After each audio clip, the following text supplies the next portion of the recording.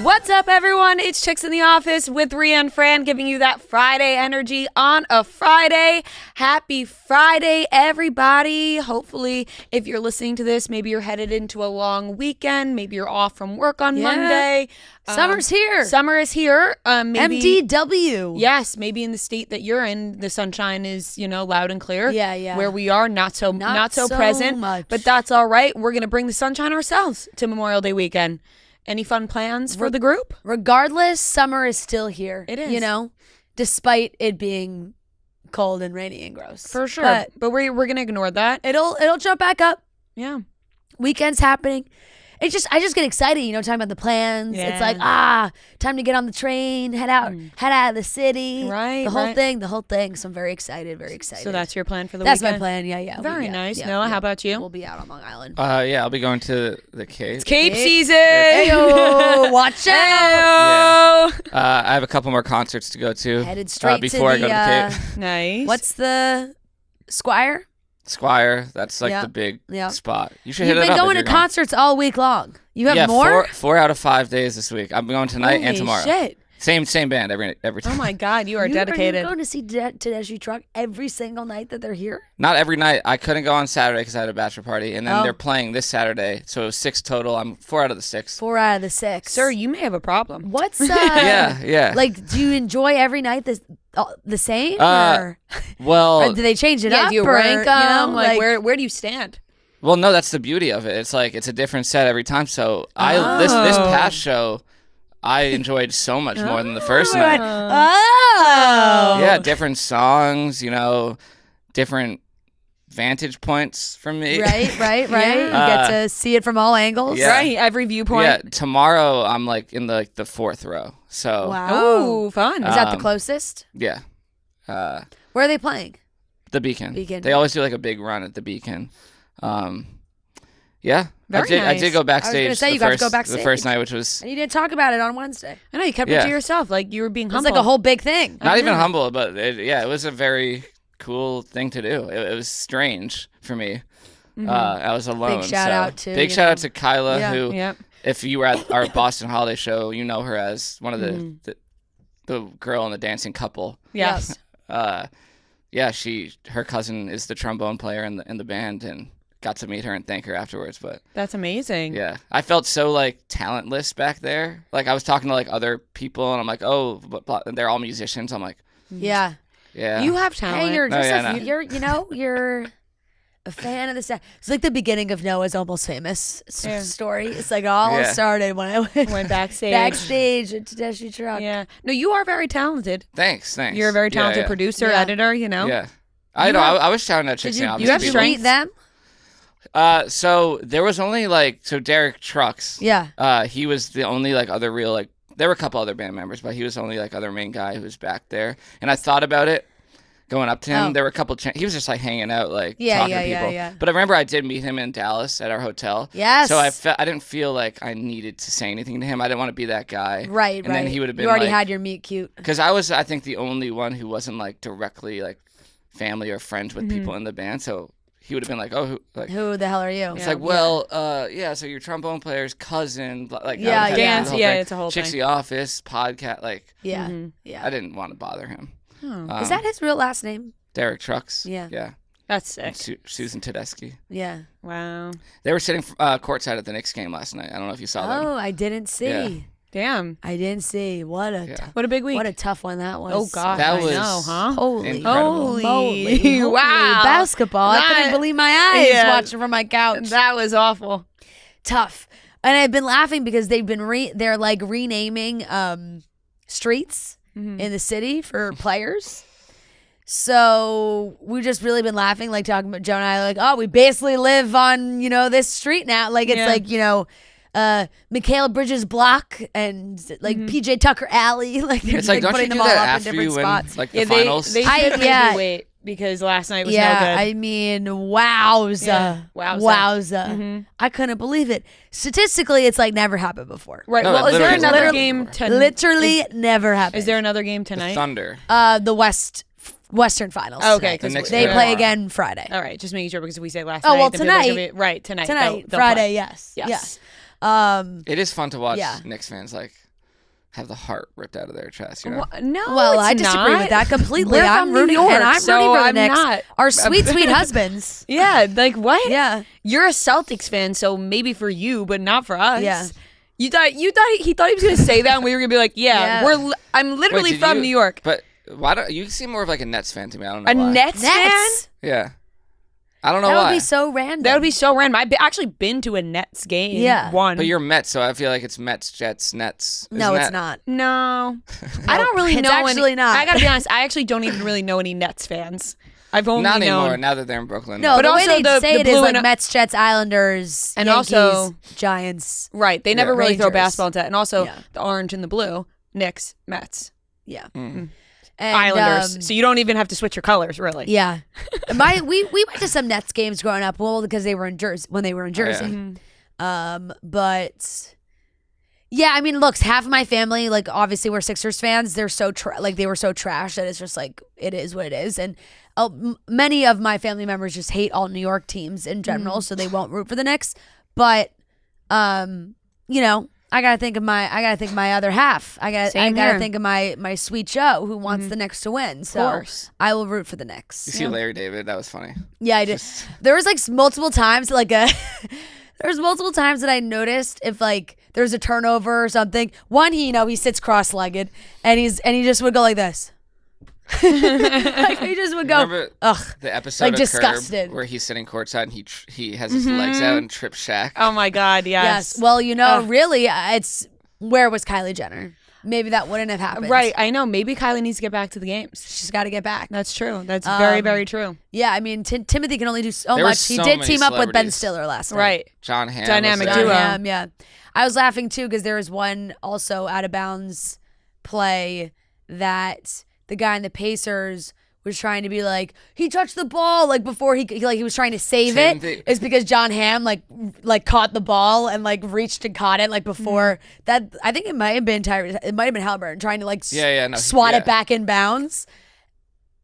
That's smart fandom from John Hamm right there. At the end of the game, when the ball like went off Brunson, and they play the replay, and Timothy Chalamet's like in the ref's face, like calling a timeout. It looks like I love I think how he was trying to say tee him up. I love how I don't know if he. he said tee him up. I don't know what he was trying to say, but yeah, he's locked in, and I couldn't believe it. That was insane, absolutely insane. So Yeah, that was wild. So some more exciting basketball this weekend. Yeah. I got no plans. Zero. that's so nice. Zero plans. Well, it's which nice is when really it's gonna be nice. so cold and Yeah. like you're not missing it. It's No. it's gonna be a great like lazy long weekend. Yes, I'm of very gearing excited. up. You know. Yeah. I gotta switch over my my closet. Mm. I haven't done that yet. Well, I'm in a freaking sweater still. Well, it is cold. because it's so cold. Good but thing you didn't switch it yet. I know I needed the sweater today, but it's time to bring the summer stuff out from I got to break out out from the closet. Full spring cleaning. for sure. Yeah. I got my ears pierced. A little follow up. We Yeah? talked about this on Wednesday's episode. Was thinking about getting my ears pierced for a while. Didn't want to do it before a wedding, honeymoon. You gotta be careful with your piercings, Yeah. whatever. So now I have them, and they're cute, and I love them. Yep, they're adorable. And they don't hurt at all. By the I was way, gonna say, how do you feel? Do you feel all right? completely fine. It didn't hurt getting them pierced. Yeah. It doesn't hurt now. At all? Yeah. Not at all. Like Like when it went through the ear. truly, barely felt it. No, I feel like we went to we went to place. Girls were asking me. We went to Maria Tosh in the city, and it feels fine. Yeah. And yeah, I'm happy about it. Yeah, They're yeah, cute yeah. and they're fun and they're sparkly. I put love a them. new earring into my. Well, I went and I asked the guy because I never really wear an earring in my second piercing, and I was like, "This thing's still there?" Mm-hmm. And he gave it a little test. He said, "Yes." So I just put a new Wait, earring how long in have it. you I was gonna say mine's a little sore. I'm not gonna lie. Oh really? Yeah, Maybe because it's just stretching it I'm back up. tender though. I have sensitive. I have sensitive ears Ears. too, but they Don't you have to keep something in there, otherwise it'll close up? I mean, after a while, it still stays there. after months. I mean, probably, every but- couple months, I would maybe put an earring in there for like a night out, and then it would bother me, so I would take it out. Yeah. I But just kept it. it's still there, so now I have this one locked in. Yeah, cute though. Glad I did it. Yes, very cute. And they say oh, you can't swim, da da da da, and the guy there was like, yeah, don't within the first month. So I have Right. no plans to swim in the next month. So I'm no, good about that. water is But- not even close to being the temperature I needed to No, go and in. then after that, he's like, if you do, just clean it after. He's like, Yeah. I've swam with all my Wouldn't parents. saltwater be good? I thought that, but there's a lot of No, bacteria in the yeah, ocean. yeah. So, and then pools and jacuzzi. And he said, just never, ever go under in a jacuzzi. no fresh water too. And I was Bad, like, bad, bad. you know what? Yeah. I can see that being Like ever again? no, like No, but for a while. Yeah. Which I don't have any you know, a plans lot of to go people into. really I live gotta be by honest, the rule that you shouldn't dunk your head in a jacuzzi anyway. I gotta say, like, I Piercing can't or remember. not. I can't remember the last time I dunked my head in a jacuzzi. I Actually, can't remember either. when I was really drunk at my bachelor party, but that's it. That was just so that, True. that But was that doesn't It's like, that doesn't it's count. filled with chlorine, so it should No, be fine. jacuzzis are like a breeding ground. Yeah. Jacuzzis are like You can get all sorts of things in All jacuzzis. sorts of things. Yeah. The warm water, keeps the I bacteria feel like we're breaking going. Noah's heart right now talking about jacuzzis. I guess Well, no, it's Noah's just stuck in like- his head in jacuzzis often, clearly. Clearly, I yeah. have, He's but- swallowing the water. He's swishing it around in his mouth. No, I just like I don't see like chlorine should be taking care of that. I thought. Pools. No, I mean, but chlorine jacuzzi doesn't kill is like everything. hot Yeah. and like the whole thing. Yeah, I don't yeah. know the science behind it. I just know it's no good. Yeah. I'm actually really excited because I mentioned how I'm going back to London in July, and I've been there. This will be the 4th time. So we were like, ooh, what other things can we do? And I have yet to see a show in the West End, and now I'm seeing 2. So my best friend that we're going with, she's obsessed with Matilda. Yeah. And every time I'm there, I pass the theater that's playing Matilda, and yeah. I was like, ooh. That's Let's a go see great Matilda. one. And she was like, yeah. So we're doing like a Sunday 2 p.m. show, then going to have a beautiful. Sunday roast Sunday dinner roast? after. But we're going to be there a day or 2 earlier than them. And we were like, Devil Wears Prada, music by Elton John, felt like a must do. I think it got really bad. I know. I saw that. And so I said, I have to go see it for my own eyes. Yeah. I did. Honestly, it makes me want to see it even No, more almost. that's what happened. So I looked it up on TikTok. I typed in Devil Wears Prada, and oh my God, it was getting ripped apart. Destroyed. And we were like, okay, we kind of have to go see it because we need to see it for our own eyes. If it's terrible, it'll still be funny, like if totally. it's bad, it's still good. So And you may be one, it probably won't last long. So it Yeah. probably won't have a long run. Right, I gotta see- because it's not doing well. So right, you'll and see it. I want to be one of the ones who saw it and got to talk about Yep, it. But yep. so I'm excited for that. So Any other plans in London?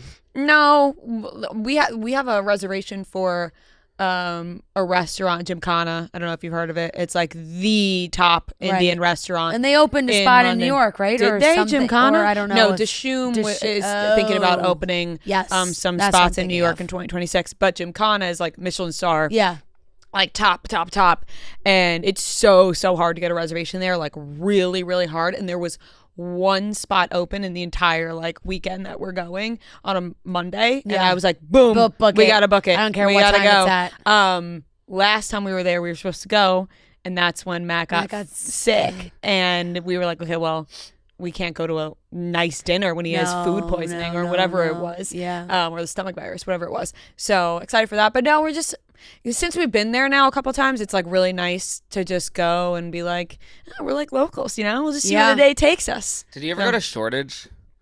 Shoreditch? The town, like So actually, that's one. I haven't spent much time in Shoreditch, which is a goal for the that's next a good time. like going out area. Yes, I've seen and heard great things. So that was we talked about that. One of the goals to spend more it. time there. Yeah, but I was excited about the plays because No, it's gonna be so fun. I actually haven't seen a show in a while. Like I haven't even been to a Broadway show. yeah. Broadway in what been a feels like while. years. Probably Yeah. the last time I was there was the Jonas Brothers. right. So Which for the buck. not right. Yeah. So not even an actual you- Five show. nights only. when you texted me like, have you been to a play in London? My first thought was that you were gonna add that to the list. Oh, I can't. Well, you No, have. I about have. you. I have. Yeah. I have. Not everything is about. No, honestly though, I've been getting things from other people. I told them about it. Yeah, I only have added People a are couple more joking things. like the list is gonna be like take Olive for a walk, clean the apartment. Like, There is only Babysit Olive for one whole weekend. honestly, I would love that. there is only one thing on there as of now that is like has nothing to do with you and like everything to do with us. yeah. But you'll be fine with it. It's funny. So yeah, we're still working on that. Amazing. Send ideas if you have ideas, our listeners. Yeah, we're taking because suggestions. We are taking suggestions, and I did see a couple good ones in my messages already. So we are taking suggestions. So send them. And my mom our did way. think I was on the Forbes 30 under 30 list. She That's so called me. She's sweet. like, "You're on the list." Oh. I'm like, Oh. "What list?" Like the 30 list. I'm like, "No." It's just. And she was probably fired up. She thought you got in there right in the nick of Then time. she told my sister. My sister was like, "You think he's on a? No one fucking knows him." Like, Aww.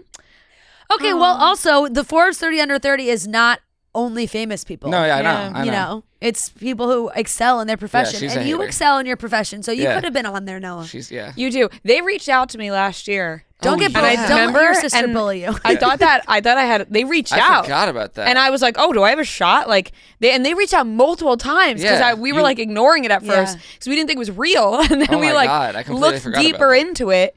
And then when the list got revealed, I was like, "Oh, I guess I didn't make it." Hey, you still got time though. Yeah, but you would have had like you never did you ever email them back? Yeah, I did. Oh, I you ended up filled filling out shit the out, form yeah. and Yeah. everything, but yeah, I didn't make it. But that's okay. Just them reaching maybe out. you're was an on honor. like. Maybe Guess they what? have- You still have time. I yeah, that's do, what I'm I saying. do. Like maybe You they have have you time. like. Yeah. Here, Noah and I, we're toast. I have two more. When's the next one come out?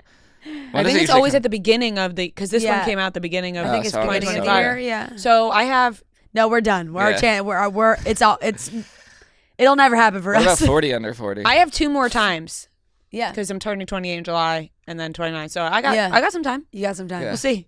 We got to crank this podcast up. Yeah. All right, let's get into the rest of the show. We're going to be talking about some topics. I mean, we got to talk about Chris Hughes and JoJo Siwa. I think that they Relationship hard launched. debut, I think. they hard launched. Alix Earle is joining the cast of Dancing with the Stars. Fired up.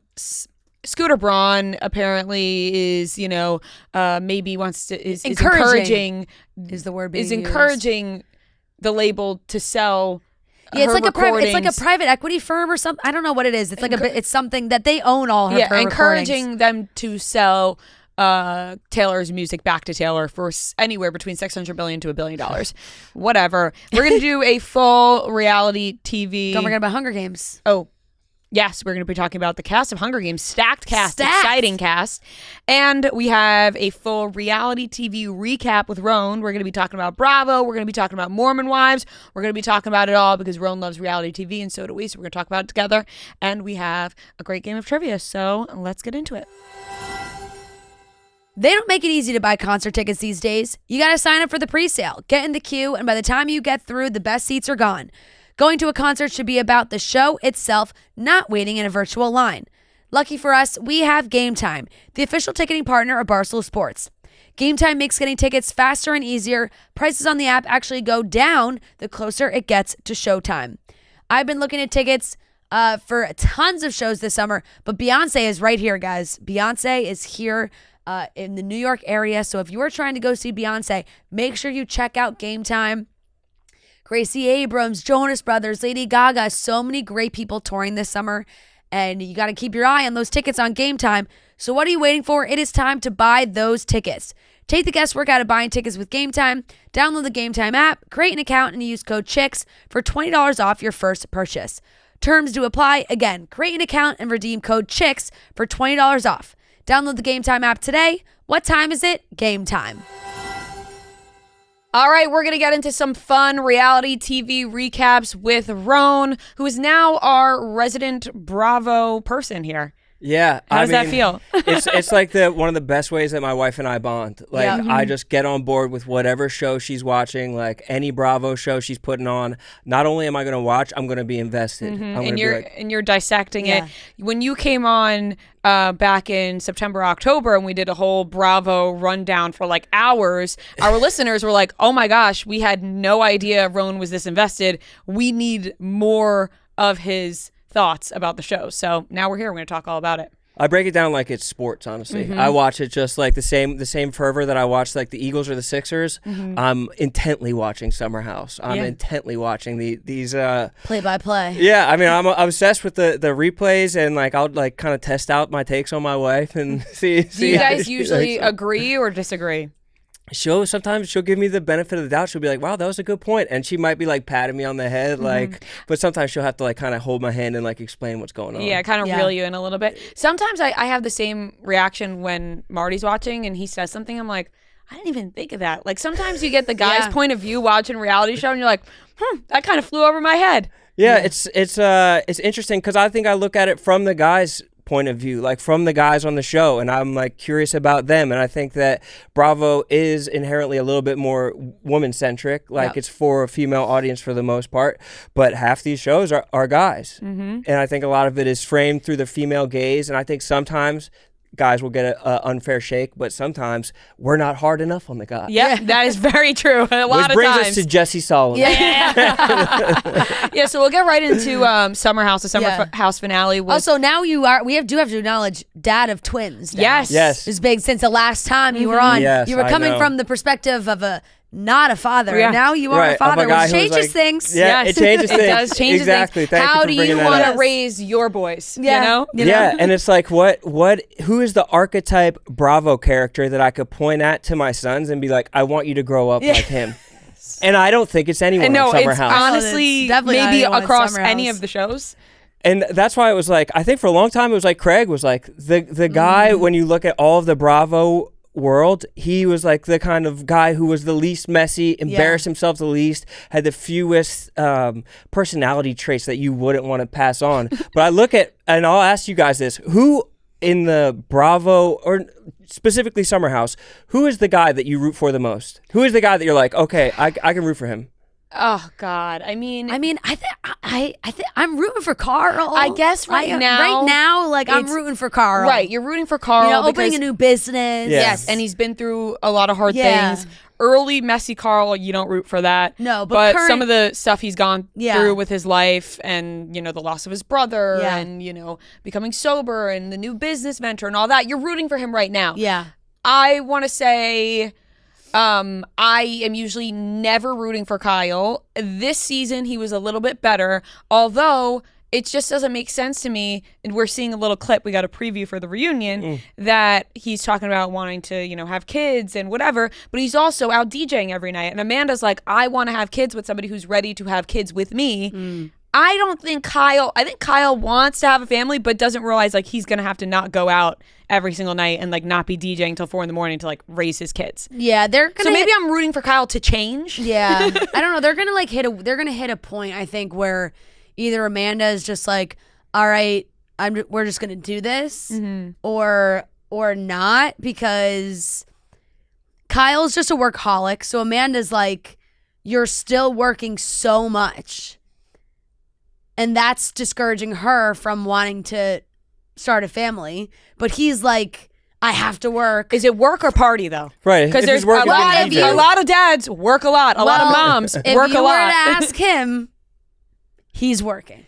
But I think that he's like also if you were to ask him, he's Yeah. getting paid for these DJ appearances, so he's working. right. He's got to bring working. home the bacon. Yeah. But you look at him like coming home with Wes at like 4 in the yeah, yeah, morning. yeah. It's almost like you have to shift your timeline. He's like around 40 now. He's over 40. Yeah, like so you kind of have to shift your timeline. Like I'm It's absurd. a dad now. I've had to shift my timeline. Yeah. Like I'm a morning person now. Like I just had Yeah. to change all of that. And I think that if they do want to have kids, and I don't know if he's just getting baby fever because Lindsay's pregnant, but it almost seems like the inverse of Craig and Paige. Paige, yeah. Like Paige is like, I want to work. Paige Yeah. is like, I want to be on tour. I want to bust my ass. Yep. But do you Yep. think that, and this might be spicy, but do you think that there's any element of Paige with her relationship with Craig that like if she wanted to, she would? Yes, I 100%. think it just wasn't the right person. Yeah. And I think in this episode, in the finale, I think it was more open about that, where she said when Craig asked her during Thanksgiving, like, oh, do you picture us hosting holidays together? And she was like, yeah. And then she was like, I thought about it for a second, was like, actually, no, I don't picture us, having holidays together with our kids or whatever. And I want him to find the love of his life as much as I want to find the love of my life. And like, it's just not him. And I think that The biggest tell was her dad too. She said that her dad called her after the breakup and was like, I didn't even realize it, but like you're back to being you. Right. Like you got your are not- personality back, you, yeah. you have your personality back. Yeah, Like, which I think is- it was, which is very telling. I think maybe Paige thought she was a little stuck Yeah. in Yeah. that relationship of like what's gonna happen if like we're this Bravo power couple, what's gonna happen if we break up, or like all these things. And then she just kind of had to do it, and obviously it was the right move. Because it's also like Paige is skyrocketing in her career, like absolutely crushing it in every aspect. Like it's amazing to watch. I love watching both Paige and Hannah. So I also think it's the right person won't make Paige feel bad about how successful she is. The right person is going to be like, you could do it all. You can work all day, all night. You can be a mother at the same time. Like you can conquer it all. Whereas Craig was kind of like, you got to peel it back to do those things. So I also think that Craig is so beloved by so many people that she was probably apprehensive because she sees other people in the Bravo world get villainized when they break off of a big relationship. But I'm just happy to hear you guys say that, like, or even to hear her. I haven't heard it yet, but that she just says that this isn't the person for me, as opposed to being like, I had a tour. Like you guys do podcasting, you guys have tours, you guys are able to have marriages. It's not like those aren't mutually exclusive things. It's more like being honest and being like, hey, it's just not you and me isn't the answer. Absolutely. Yeah. I think sometimes people try to find the right thing to say publicly where it's like, oh, you try to leave it to an excuse or whatever. But at the end of the day, it's just like, nah, that just wasn't your person. And that's it. Just wasn't the right people for each other, which is why I think they're way better off, clearly. It's not a coincidence that she started, and she said this too, it's not a coincidence that she said she started having like legit panic attacks before going on stage on tour. And she was like, I wasn't nervous for the shows. Like, she was just like other things in her life. I think it was just all creeping in all at once, and it was like manifesting in other areas of her life. So it's definitely for the best. It was also really interesting because she said that when they had met up again in New York to like talk about the breaking up, and she said that Craig said something to her along the lines of like, I wish you saw the ring before you did this or something. Yes. So he's like claiming that he's had this ring for over a year, whatever. Kyle and Lindsay were on Watch What Happens Live after the episode. Both of them were like, I don't think he ever bought a ring. I think he's lying. And Andy was like, well, at the Southern Charm reunion, he said he returned the ring. And Lindsay was like, oh, convenient timing. No one's ever seen the ring. And he was like, like Kyle and Lindsay were just like, we know Craig. He didn't send that picture to anybody. He didn't show anyone. No one's seen the ring. Like no one's done and whatever. So I don't know. That's like a whole nother wrinkle in this. I was like, it is maybe I don't know. It brings up a good point because like you think about anybody like Craig does say he bought a ring. If you buy a ring, when you bought your wife's ring, you probably showed her friends or her mom or somebody. Like you got to get some intel. No. Also, sometimes you don't. I mean, Joe didn't. I knew what she like sent me a picture of a ring that she wanted, and I like looked it up, and it was like $80,000. I was like, that does look nice, But then I eventually bought a ring that was like very similar, great, beautiful ring, but that I literally like hid the box in my apartment and like didn't show anybody. So maybe, you say Joe didn't tell anybody. He at least told your mom. No, you know what I mean? Yeah. Like, I asked for permission from her dad and everything. Yeah, so that's told the ring was my grandmother, so he did have to get it from her. Exactly. So you say nobody, but there was somebody. Yes, for sure, there is always somebody that knows. Whereas like for Craig, it's like nobody. Right? Did he show? He didn't show anybody in her family. Right, like her parents. I don't know. Who we know.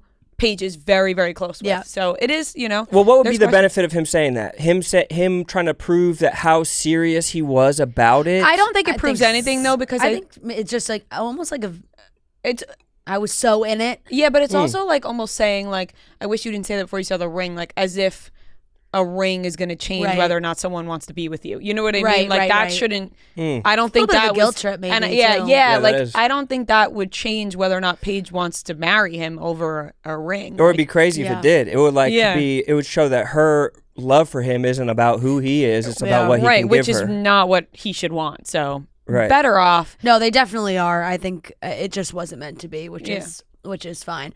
It did feel like Lindsay and Kyle were harsh about him for sure. They were. So, and then Andy mentioned on Watch What Happens Live that he believes there's a big feud between Summer House and Southern Charm. Like between didn't everybody unfollow everybody? Yeah, it was like yeah.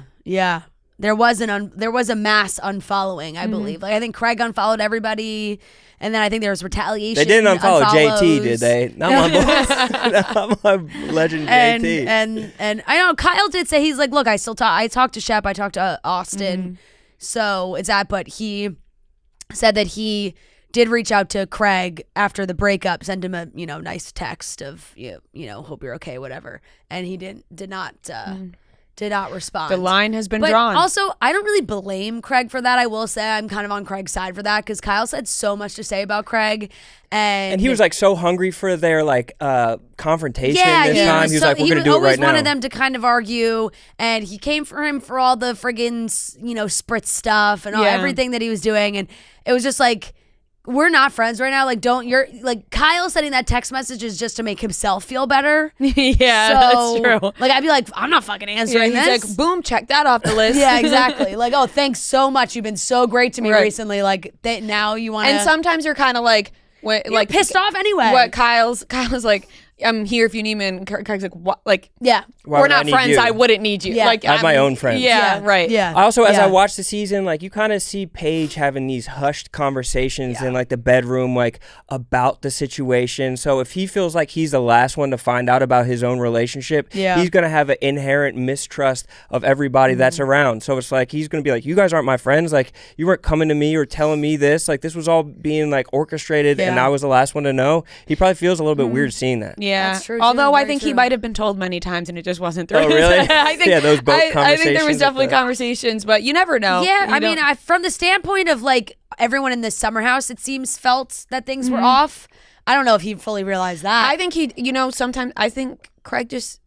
He was in love and he didn't. Yeah. He wanted to not. He was For looking sure. at it with rose-colored glasses. Totally. Like he didn't had want the to open his blinders on eyes for yes. that future with Paige for sure. And he was gonna. He really wanted it. So it is sad because he absolutely really really wanted it. But I think they can for the best. tie a bow on that, and that chapter has ended. It seems like with the reunion, it seems like they're not harping on it anymore because I feel like people are over it, or they're kind of like whatever. Yeah, I think so too. Whereas now we're on to the Jesse and Lexi thing, which I would love your perspective on this because I feel like Jesse, obviously we talked about this, like huge fuckboy, he really like it's like he acted like he wanted a relationship, but it's very clear he doesn't want a relationship. Like if you're grinding with Sierra on camera, like you're just like so ostentatiously being a fuckboy, as you said, so eloquently, then like you don't want a relationship. Like you just want to be like the man and like show your back teeth while you're smiling. I actually love how your face right now is like actually how he,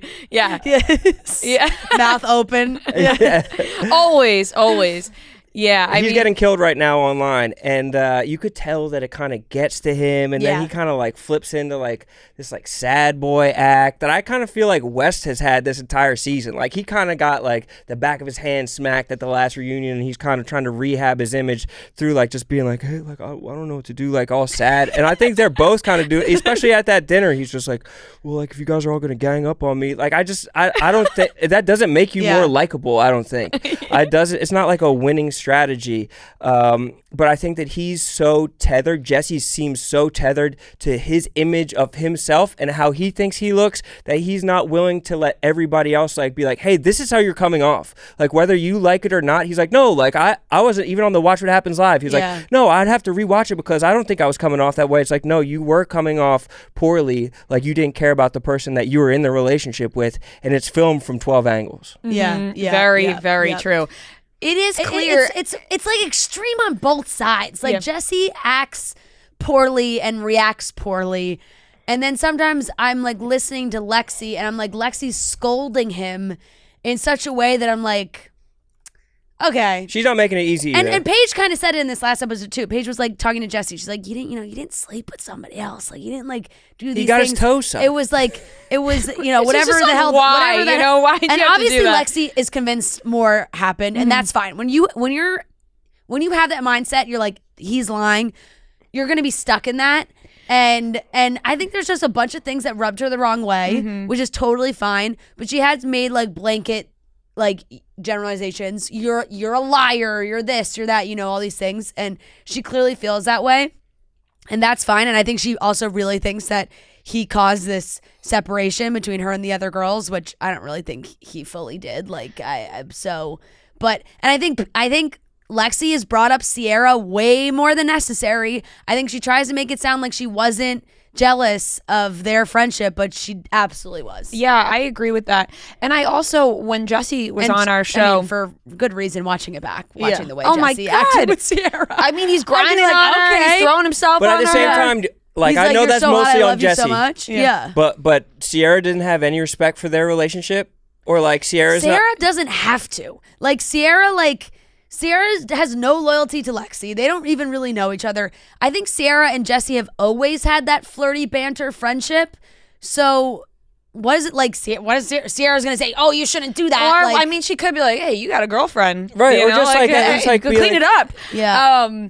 The thing with Jessie when he was here, and I wish I would have said this to him, but I thought it after when I was watching the clips back, was that I asked him if he was ready for a relationship or wanted a relationship, and he had said like yes, which kind of I was surprised by because I really don't think he is ready for a relationship. And he said that something about how he would need it to be with someone who's a very secure person. And I think he's kind of mixing up being a secure person and just like actual boundaries in a relationship, because you can be the most secure woman in the world. That doesn't mean you're going to want your boyfriend or husband to be acting the way he does. Like, Right. you know, it's about respect rather than being a secure person. So I didn't like how he kind of knocked that down to just being somebody being insecure. Lexi did talk about her insecurities on the show. So that is, you know, yeah. that is something she struggles with. But not every girl out there is going to be, just because they're insecure, they're getting mad at you. No, But he also came on strong, they just have too. respect. Like, he gave like a signal to her that like, hey, I want to be in a relationship. Yeah. If he Yeah. just like kind of like She said played he hard wanted to get, hang out like all the time during the week, like was like all Meeting the trying to see families. her like as much as possible. Whole thing. I Yeah. saw Lexi's family out at the club on Saturday. her family's at the club. This is That's part the whole- of that's this the whole part of the thing. thing on the show, and That's then I right. saw He it, and then didn't I wanna saw hang it in out. real life He was going to get 9 p.m. manicures so he to didn't avoid have to hanging out with her the- family. But he just With her walked into the family. manicure place though. He didn't have an appointment. Yeah. He No said- appointment. He just strolled What was in. the thing with her and Drake? She dated Drake or something? Didn't he say that? He was like, when you mentioned date it girls, on then our date Drake. Yeah, Yeah. Yeah, just like that. He mentioned it on our show, and then it was brought up to Lexi on Watch What Happens Live, and then she like drank to Yeah, avoid she the was question kind of or did like a something. plead the fifth, which makes me think that there was something with Drake at some point. Yeah. Juicy. Yeah, Yeah. that is juicy. But yeah, this has gone on now because they're doing press, which makes sense. They're doing press for a reality show, so they're going to talk about it.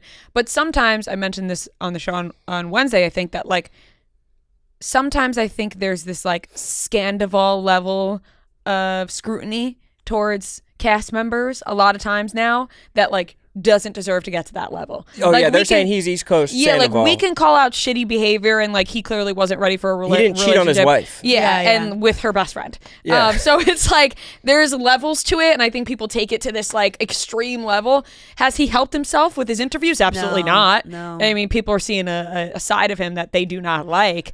But I also think that those characters are necessary in a Bravo show to make it interesting. 100%. I think everybody's like, let's get a girl spinoff just in the city. It's like, well, those girls are all friends with each other. They like each other. There'd be no drama. It'd be like kumbaya. That's not the shows that like Yeah. do well. Like we want to see Yes. the fuck shit. Like Yeah. There's no- unfortunately. we need There's- people like There's Jesse on literally shows. no season if Jesse and Lexi don't have this drama. It was the whole Yeah. the whole everything everyone talks about. Even Carl and Lindsay like were pretty civil.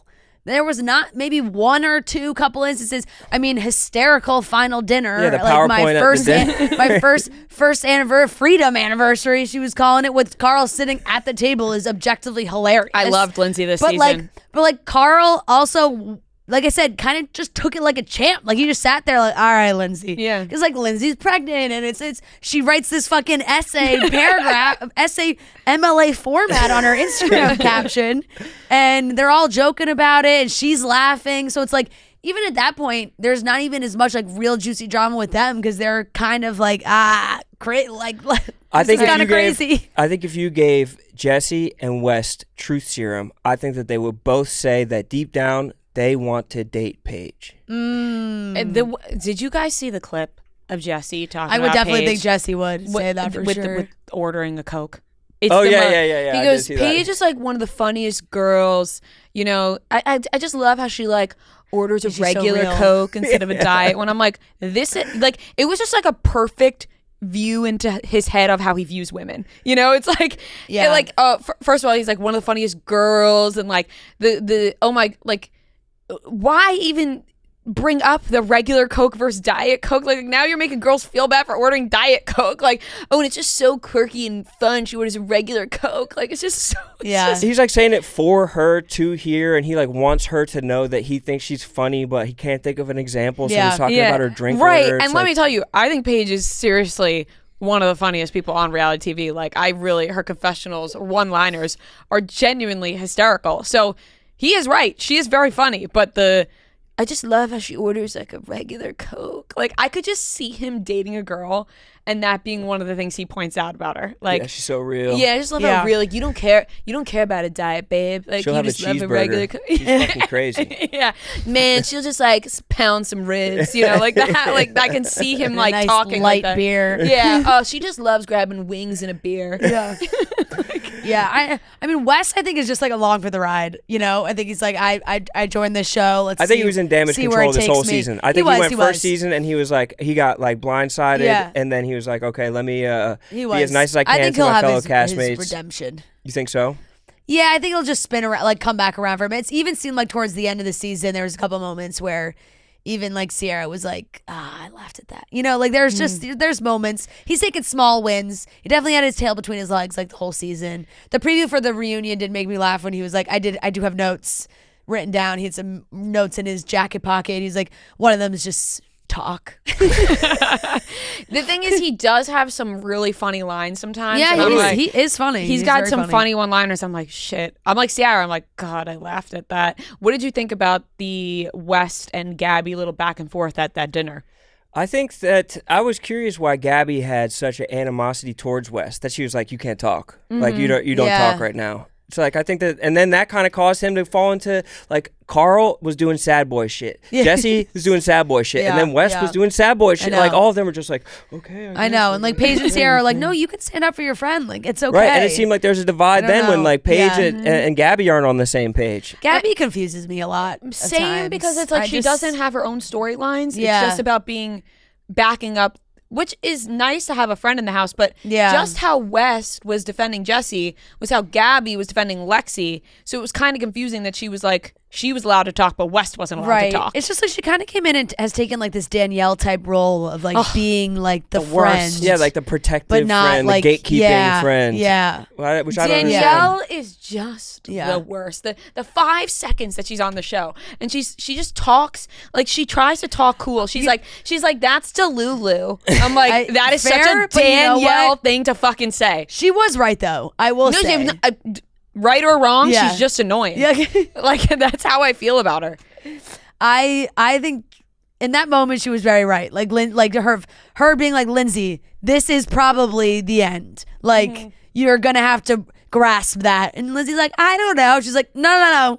You're having a baby. Like, this is not, your life is changing. You're not gonna be doing like this show the same way you've always done it. And she is right, but Danielle's saying it because Danielle's off the show. Yeah. If Danielle was still on the show, I'd be like, Lindsay, you could still come with your baby on the weekends. It's just a little different tone now because she's off the show. I think that's like an archetype that like people on Bravo shows fall into, where it's like, if you're not going to make your personal life the drama, then you have to become the protective best friend. And I think that the shows are always better if people make their personal life the drama. I mean, that's why people go on the shows. They kind of have to, and then they want to step out of it. But it's like, if you're going to go on a reality show like that, you can't portray a perfect life like our girl on the Valley. Like, I don't think they like even really have the answers too, and I don't know if they know what they're gonna do or if they're still working on it for this summer or next. Like, Lindsay had one moment on Watch What Happens Live just talking about like, I don't know if they were talking about the next season or what they were talking about, and Lindsay was like, yeah, where do we go from here, Andy? Like, I think she's like, she looked at it and Andy was like, all right, like, kind of like, I get it. She's probably fucking knocking down the doors, trying to either find a way for them to film more of like her New York life for Summer House, or maybe another show. I don't know what. So yeah. And like you were saying, if you get cast on a show and like you said, portray this perfect life, if you get cast on one of these shows, they know you gave something in your audition or whatever it was. that made them believe, oh, you don't have a perfect, like, there's Yeah, drama, there's there's some interesting. messiness about you that we want to be brought onto the show. So moving on to the Valley, which they are still talking about Danny maybe getting drunk and falling asleep and sneaking tequila in the pantry. he's sneaking around in the pantry. And now Nia's talking about whether they bring up their marital problems on the show or they keep it behind closed doors. And she talked about how they, whatever it is, cameras on or off, they keep it behind closed doors, which is just like sometimes confusing when you sign up for a reality show. And sort of like what Kyle Richards was doing towards the end of, or the latest seasons of Beverly Hills, was that people were like, yeah, are you in a relationship with this woman? Or right, like are you people just are getting matching wondering. tattoos? Yes, and we were all wondering, because you have put your life in front of us for so long, that now it's like you got to either be off the show or on the show. It's crazy to give up control. It's probably very scary to just give up control, because every show needs a hero and a villain, and then it's like you're not portraying the villain. Like if you're the villain on the show, it's because of who you are as a person, which is like, that's pretty damning. And so and I'm bad with names, but she's Miss America, or not Miss America, she's like a beauty pageant queen. So it's She's like maybe Miss USA. yeah, she's used to portraying herself as perfect, you know, and it's unfortunately in a show like this, like you're not going to be. But I've seen like discourse being like, the Valley after this season, like you could chalk the Valley. It's like, I don't think so at all. I think the Valley has like a lot of meat on the bone. I think it's like juicy, 100%. Did you see that the Valley had low ratings? Really? And people were just like, aren't what? giving it a chance, because I think it's a new cast of characters. I think that Jax is brought onto that show as like the centerpiece of drama. I think people like are gonna watch for Jax because he's the kind of explosive personality that some crazy shit's gonna happen, and then he's not there for most of the time, and so you're like, well, is there gonna be drama? But if you just tune in, there is crazy shit happening. Right. The rest of them are crazy. They're crazy. They're insane. With people. or without Jax, he's just the craziest and scariest. Yeah. Like he's got some real dark demons. Yep. And Maybe a bad person. I think we could call it how it is. He's had years built up to get that label, Yeah.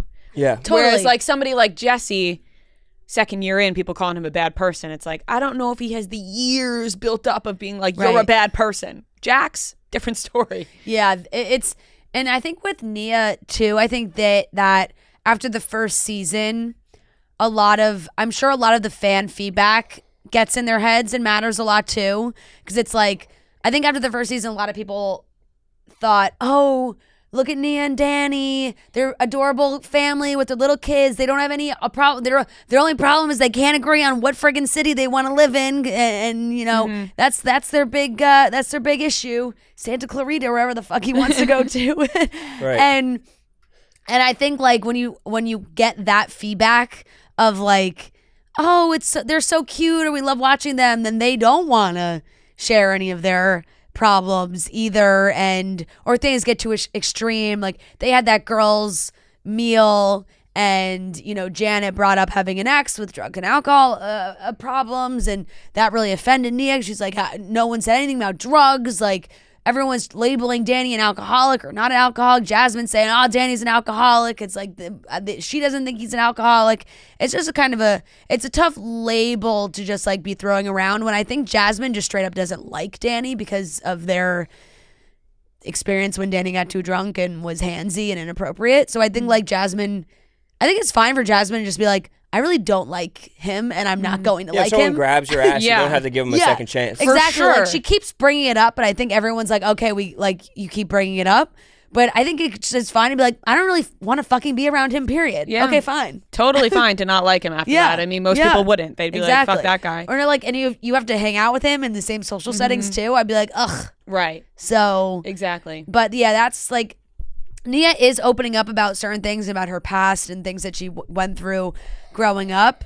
And the girls almost weren't, like, some were receptive and almost felt like some weren't, because they felt like it was almost performative, maybe, and which I think is kind of unfair. But they really look at her like you said. I think Brittany's just so pissed that she has to share literally everything. And she's just getting dragged through the mud. Yeah. So it like automatically sets up this disparity in like perception where like she's like, like she's doing charity to be like, oh, like you poor girl. It's like, no, Yeah. we're all living this. Like you're not. My like, husband's in fucking rehab, and and like rage we're texting arguing me in every front of day. my Yeah. kids and shit like that. Like that's Yeah. got to be brutal. Everybody has like ups and downs in their lives, and so to be on camera and being like, I don't have anything, was probably frustrating for Brittany. Yeah, and it felt like a little bit. People were saying that Brittany was like projecting, like with the saying Danny was drunk and all that, and it's like Brittany. I mean, I feel bad that she ever ended up in this position, but also because people have this discussion where it's like she willingly chose to continue to be with Jax, but at the same time you feel for her because you're Jax like is a master manipulator. right, exactly, because you're like she got roped into this because it's another of how brainwash evil situation. Jax is, Yeah. So I think if you were to look through their history and like actually dig into probably the things that he's said to her, it's probably an absolute masterclass in manipulation and also like knocking her down so much for her to think that She the needs best she him. could ever Yes. do is Jax. right, Yeah, and And like that she needs him to have Totally. any success in her life. yeah, and like, doing things yeah, to her yeah, appearance yeah. to try to live Yep. up to what Jax wanted. I mean, he made her get a boob job and he Yep. made her do all these things, and it's just he's just terrible. There's a reason Memorial Day weekend feels like the unofficial start of hot girl summer. Just like there's a reason Morgan & Morgan is America's largest injury law firm. With over $25 billion recovered for over 500,000 clients, Morgan & Morgan has a proven track record of fighting to get you full and fair compensation. For over 35 years, Morgan & Morgan has been fighting for the people just like you and me. As supporters of the show and seeing how they are for the people, Morgan & Morgan is offering one lucky listener $2,000 and 4 tickets to see us live here in New York City on June 12th. If you're ever injured, you can check out Morgan & Morgan, and their fee is free unless they win. All you have to do is text the word CHICKS to For the People. That's CHICKS to 484-373-6753. And once again, guys, you want to get involved because they are offering one lucky listener $2,000 and 4 tickets to come see us June 12th for our New York City live show. All you have to do, text the word CHICKS to For the People. That's CHICKS to 484-373-6753.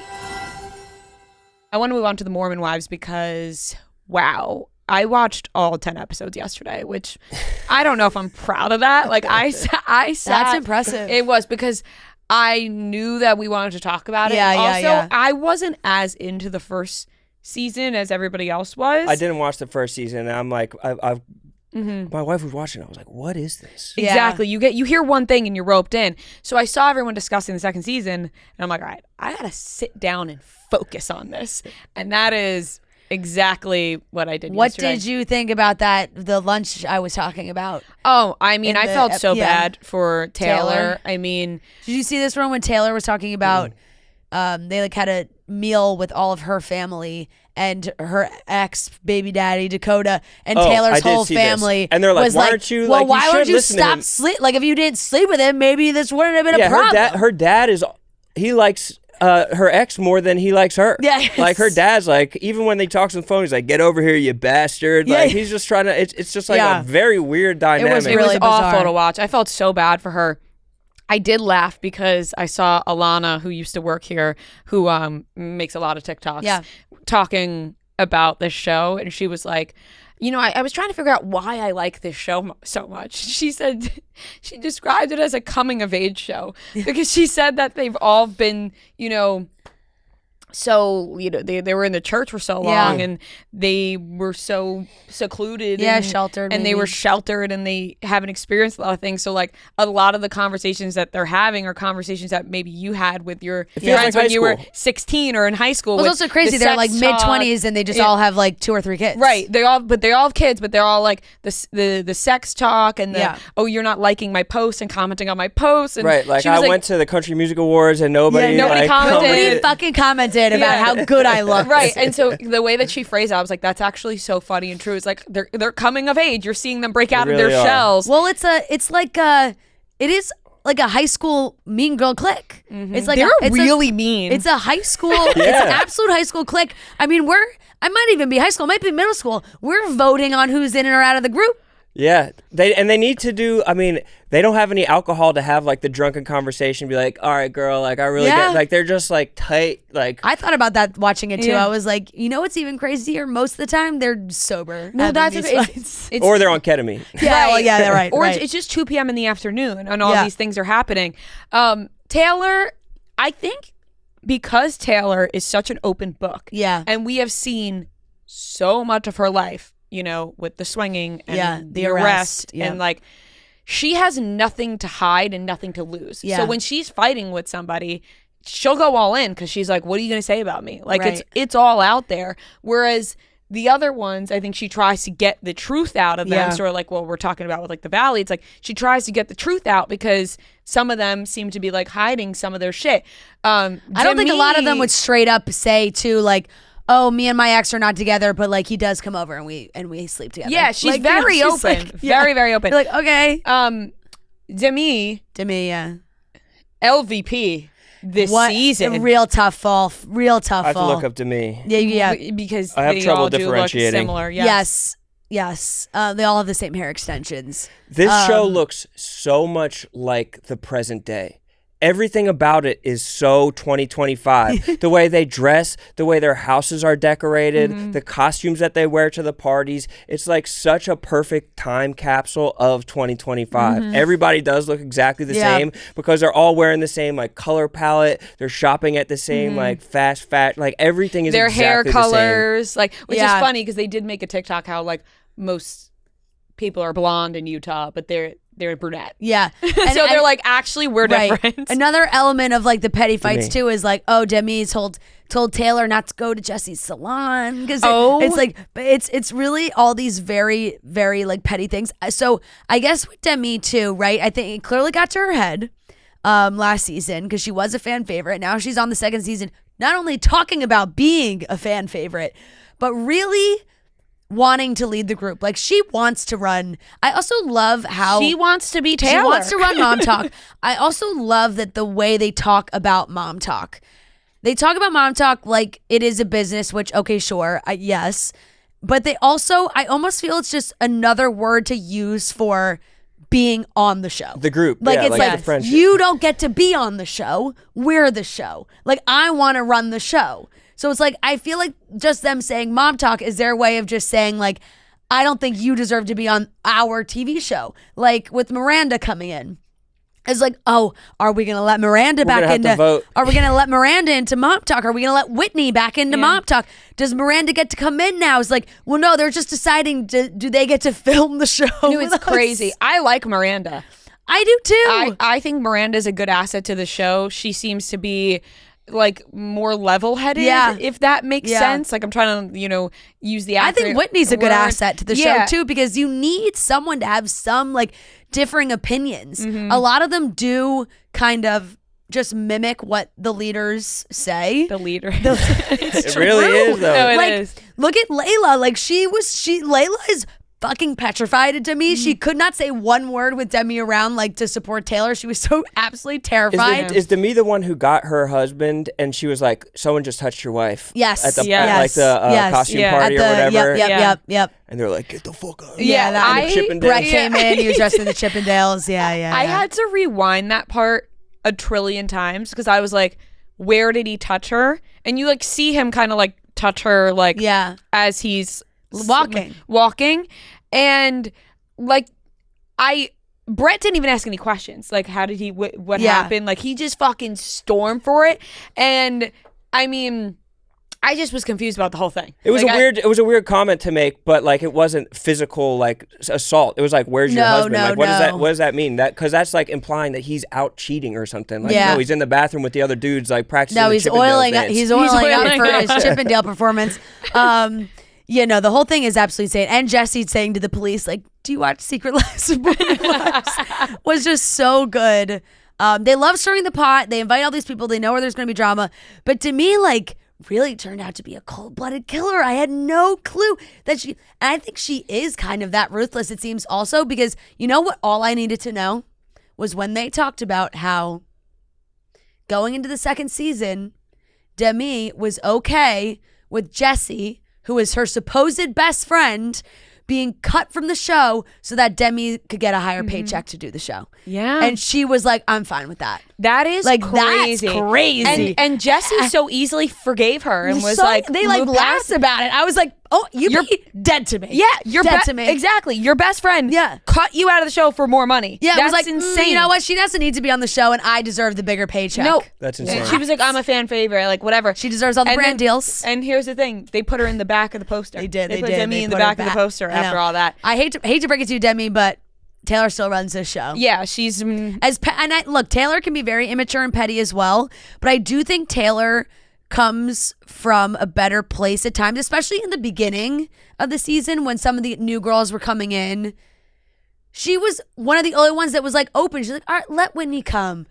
She's the one that I had the think drama. she took accountability too in Yeah. some of their talks. She was like, I could have done better at Totally. that. And When she's like, even let when her Miranda- friends, like the girl squad, Yeah. was like, no, fuck, no. Like they were listen like, to her. ooh, how's Taylor gonna be if we let Miranda in? Taylor's like, let her. Like, you know, it's fine. And then but then there's like the petty shit. Posting about nobody commenting on her CMA's Instagram is also crazy. Also, she didn't do an incredible job at the CMAs. She was like, here, she was like very deadpan. it's also maybe crazy that imagine her friends everybody are like, listen, you really didn't do that great of a yeah, job. we wanted all to break the it to you. We would have. all they all texted her personally and privately, which I think is almost more important. But she was like, no, commenting publicly is more Need to be important. seen. Yeah, she was like, Yeah. a part of mom talk is publicly and privately. Yeah. So it was like, because usually you'd be like, oh, Yeah. because that happens all the time with social media where people will be like, oh, this person didn't comment on this or they didn't say something about this. And it's like, well, they could have behind closed doors. That's usually what, people do. But then this is the opposite. They're like, if you don't comment publicly, but you text privately,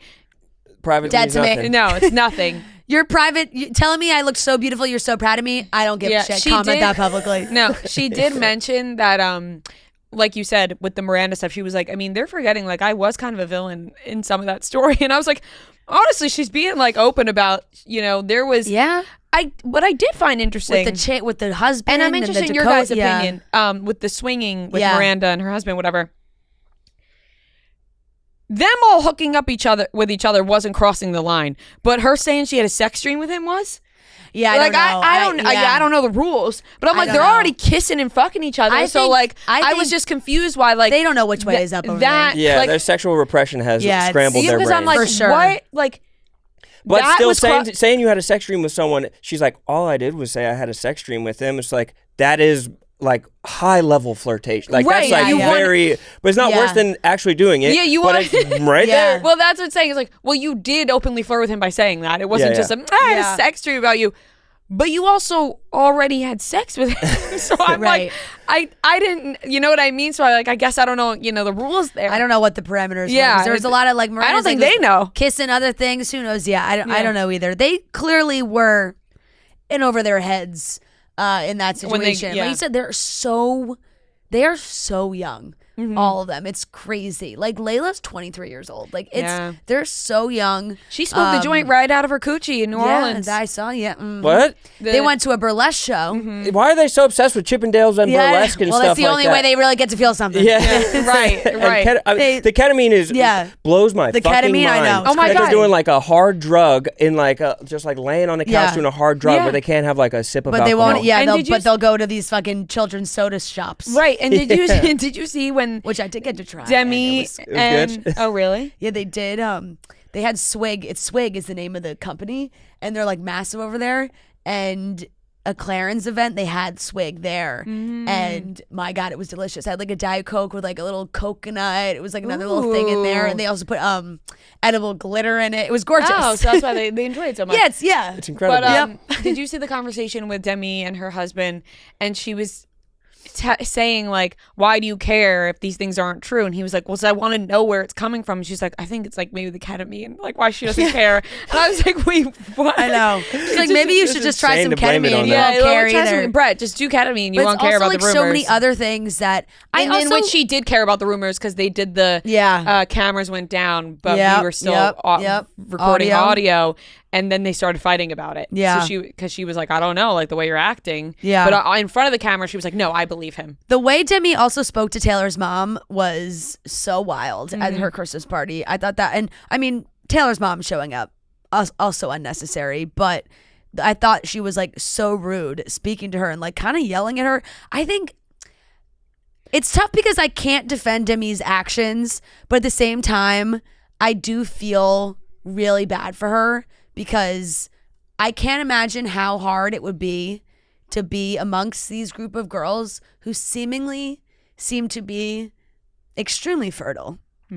And she's really struggling. Like she's opened up that she and Brett have been trying to have a kid for 4 years. It hasn't happened for them. And like that pregnancy roulette that they did was mean. That was mean. That was mean. wild. I might have missed this. Explain this So to me. the pregnancy roulette thing, Layla was like, we're all going to take pregnancy tests and we're going to throw them in the bowl. And like make a video. And see if any of them are positive. And see if any of them come out pregnant. And 2 of them were pregnant but didn't tell anybody yet. Oh, they already So knew. they put all the tests in the bowl and they were picking up the tests and it came out that 2 were pregnant. And Demi was bawling. She actually, before they even did the test, said like, no guys, like this is really triggering for me. Like she openly said, I don't like this. This is going to make me feel really upset. Taking a pregnancy test is the worst thing in the world to me because like, you know, it's always negative. And then she checked and 2 of the tests were positive. And she was like, and somebody said out loud, like, seriously guys, if it's you, just say it because like, this is really mean now that like no one's saying it. And the 2 women that were didn't say it because they were like, well, now it feels like a bad thing right now to say it. Yeah. You know, which I couldn't blame them either because it's a bad all around. A bad all around. Yeah. They should have never done it. No. I was like, I looked up from my phone. I said, are they doing pregnancy roulette right now? No, it was like terrible. I couldn't even believe And what I Demi was seeing. the one who picked up one of the positive tests, and she like started sobbing. I felt so bad Because then she was like, should I take It's- another one? Yeah, No, because she mine was are like, always I'm negative. seeing the positive just like crushed me because like deep down I know it's not me, but like could it be me? Well, it's, And it's also it's called terrible. mom talk. So Yeah. it's like she has to feel like an outsider just like by not like everybody's a Yeah, mom. it's really that's where I do feel like there are a lot of maybe like deep rooted feelings that she has that are coming out in like different ways of her lashing out like because of that or for those reasons. I don't really know, but between that and the whatever the hell went on with Marciano in at Vanderpump Villa, because that was I mean he had it's a crush on ruthless. Demi. He had a crush on Demi, but now the way they ended it was there was a rumor that Jesse and Marciano were out of Tom Tom. I love the crossover. Love I the absolutely crossover. Love the Amazing. crossover. Love the crossover. That they were at a Tom Tom and they were making out or what, and it was like a whole thing. And that was a rumor, and Jesse's like, that's not true. And then Marciano has this sit down with Layla, and he was like, it wasn't Demi. And she was like, it was Jesse. He's like, yeah. And he was basically sounding like they had a full blown affair, that it wasn't just kissing. And then the season ends, and you're just like, There's a holy toxic shit. Jesse on every one of these. It's every one of really these it's shows. crazy. So now it's like Jesse's being dragged into it, but a lot of people think that Demi like organized this whole thing to Concocted this throw lie. people off the scent of her and Marciano, and that she like threw Jesse under the bus like for this. That would be the 3rd bad thing she did to her as a best friend. Yeah. Going behind Yeah. her back to get more money. Yeah. Number 2, telling people to not go to her salon. Not go to her salon. She told people to not go to her best friend's salon because Yeah. she doesn't do good hair. Yeah. And now That's fucked. I know, and I honestly was like, you know what? That is Look, messed up. It seemed like Jen Yeah. Affleck really also felt Oh, like she had right. something, because also apparently Demi was trying to serve them a cease and desist. They claim that Demi was trying to serve Jen and her husband Zach. Yeah, Zach. I also really felt bad for her. I know that she got stuck in that drama, but then man, she seemed like she was in a really bad place, and some of those girls had zero sympathy. Yeah, I felt bad for that. It seemed like she was really, really struggling. Yeah. We saw that the camera stopped filming. Bad place with- in their relationship, and she's like, oh, and I'm pregnant. Yeah, and she was struggling, you know, with her mental health, and the cameras even stopped recording with her to give Yeah. her some space. And the girls were just really not understanding at all. I mean, No. every single time it was brought up that she wasn't coming to an event, they were like, Like, I'm just immediately Yeah. judging her. I was like, can Whitney somehow say a little bit more than what she's saying? I know, You know I what I mean? know. Because I felt like Whitney was being, you know, nice to Jen, not Yeah. telling the things Jen didn't want her. But at the same time, it's like, all right, well, maybe tell these girls to stop judging her so harshly without knowing the background of what she's dealing with. Looked cold-blooded, even in all of her confessionals. Yeah, too. she was like, I don't care. Like, I don't. If you're crying, taking a video of yourself crying, like, I don't care. Like, I don't believe it. She was like, I don't believe it. It's performative. Like, I don't. Like, it was like. You might be right. No, I mean, I never like when people record themselves crying because you're always like, at what point? Or who's it for? Yeah, and at what point were you crying? Did you decide I'm gonna take out my phone and film this? This is good shit. Yeah, wow, this is gonna be gold. Yeah. So I that, but it's just like the things that we were seeing Jen was saying. Yeah, were so like dark that it was just a bad juxtaposition of it all. Yeah, it was like tough. It was very tough. So look, I don't know. Once again, we're at another end of a season where I don't know where Mom Talk goes from here. Will Mom Talk survive is the question. Will Mom Talk survive this? It also was cracking me up towards the end of the season because they were all like, we don't do videos together anyway. Like, what the fuck is how is it? It's not now we're just a group of friends on reality TV. Like, that is okay. We can do that and say that. But for the facade of like we need each other for TikTok is now not the case. No, they need each other for this show. Yeah. And you know what? They put out 2 seasons in a short amount of time, so I'm excited for them to knock out a 3rd season because I know it'll come quick. Well, they're banging these things out. They hit on a big to be continued. Yeah. There's also 45 cast members. There's so many people. It's like we're finding a plot line in here somewhere. Right. It 100%. Is a big cast, and I feel like there's people we didn't even touch on, but it's kind of impossible. I know. There's just a lot going on. I was a big fan of Michaela this season. Mm-hmm. I do like Macy and Michaela a lot. I do feel like they try and stay out of the drama, but it is tough. I think Michaela, I kind of respect that Michaela absolutely was like, I will never fuck with Whitney again. Michaela with the baking competition. Oh. When she was like, if he knows what's good for him, he'll give Whitney a 3. Yeah. I was like, wow, this baking competition, they're even mean during this. Yeah. I know. It's good stuff. I know. I'm glad I jumped aboard because I'd be missing out severely. These ladies, they love being on reality TV. They do, and that's what we need. It's the new like I've been starved for a show that's like this because it feels like a lot of the Bravo shows are like a little bit sanitized and they're just like, we don't give a fuck. No, they're letting it all out, really, and it is at its core like so petty, so much of it, and it gets blown out of proportion so much, but it's so entertaining. There's no media training. Nobody has like. No. But we don't want them to do that. No, I know, not at all. No, zero training. Marciano also is a very interesting character. I don't watch Vanderpump Villa, but people do compare him to Jax. Ooh, so I said that can't be good. Have you watched Vanderpump Villa? No, but my answer for the most aspirational Bravo man is Bo. Yeah, he's the one. What did you think of all the stuff with him and his sister? Did you see all that? No, I didn't see it. Oh boy. No, it's not that. It's really. I think it was pretty superficial. Yeah. But there was a moment in the show, and Stassi had also talked about it on her podcast, and they were in Italy, and I guess Bo met. I don't know the backstory. I'll probably fumble this, but Bo, I guess, met his sister like later in life, kind of some sort of situation like that. And I guess he has her name tattooed on him. Yeah. And Stassi, I think, has always just thought that he and his sister like had a little bit of a weird relationship. And so Stassi was like, well, you get my name tattooed on you? And he said no. And she was not happy. Yeah. So it actually became a thing on TikTok where people were really weirded out and they were like, why did he get a tattoo for his sister that he just met within, I think it was like maybe the past 5 years. Her name is weird. Maybe like a symbol that you guys share, as opposed to your name. And then, because then he wouldn't Would either of you get your sister's name tattooed on you? No, I wouldn't get any names. No, but I think about it like I wouldn't get my brother's name tattooed on me. I wouldn't get my sister's name. Yeah. But then he wouldn't get a tattoo for Stassi. So Bo that's what has a match. Okay, also, here's a good clarification. They have matching tattoos. Bo has a matching tattoo with his Italian half-sister, Georgia. Like, me and my siblings all have a tattoo. I have a matching tattoo with my siblings and my cousins, but it's not. But what is it? Is it her name? Or is it just a matching name, but maybe not. Oh, no, matching tats of each other's names. So that's not really matching tats. No, that's not matching you just tats got is the same name. Matching tats is the same name. Yeah. You have each other's names You got each tattooed other's on names. on yourselves. Yes. Which is different. That's absolutely different. I just what do you? I mean, it's a symbol for But if the that's other person. yeah, but if that's the worst thing Bo's doing, right. Yeah. They're gonna find something Compared to what they're the gonna other find guys are something. doing. Yeah, so for they the rest of connected Vanderpump. They connected later in life. Georgia grew up in Italy, and had moved back to Italy when Bo was young.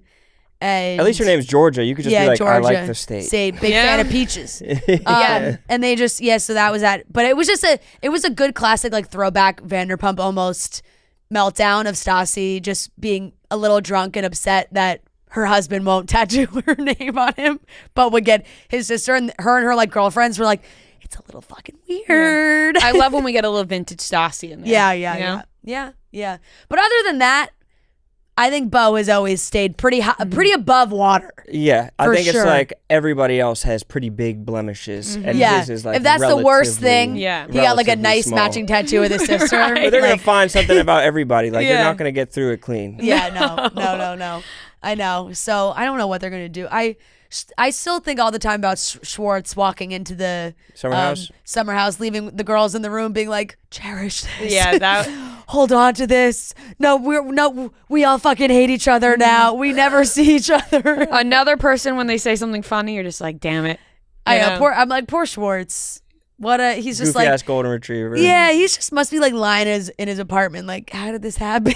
Well, did you guys see Sheena broke down on her podcast a little bit? No. Because I think I didn't see all of it. Because of the I think shows, like, I think life she stuff just or feels show like she's stuff in a or- confusing place. That's now fair. That's fair. because of She's like a little bit Vanderpump's- on the valley, but not really. Yeah, like Vanderpump said, I don't. She wasn't. It's an saying I this mean, out it's loud, an I think, impasse. but- in Well, life last season for was her. like a little bit dry. Like compared it's to done. Yeah, it's done. done now. Oh, It's it's done. completely done. Completely done, and they're gonna be being They recast. said they're gonna like try and bring in a whole new cast of characters that work at SUR. So she's been on the Valley a little bit as Yeah. a friend of, and it probably is a little disorienting when you spend years of your life, your whole adult life on reality TV, Totally. and that's your job, and now you're kind of like, What's is my job? Yeah. What's my job? Right. Yeah. Like, How what am do I I gonna talk make about? money? And Yeah. even But- like doing a podcast, a lot of the times like doing a podcast, you're talking about your own show and like those Right, things. And now and if you're like now- not on the show, you're still talking about the Right. show, but And now she- you're on it. and You she know, can't get on Dancing with the Stars. It's a whole and, different thing. Whole different thing. So. Yeah.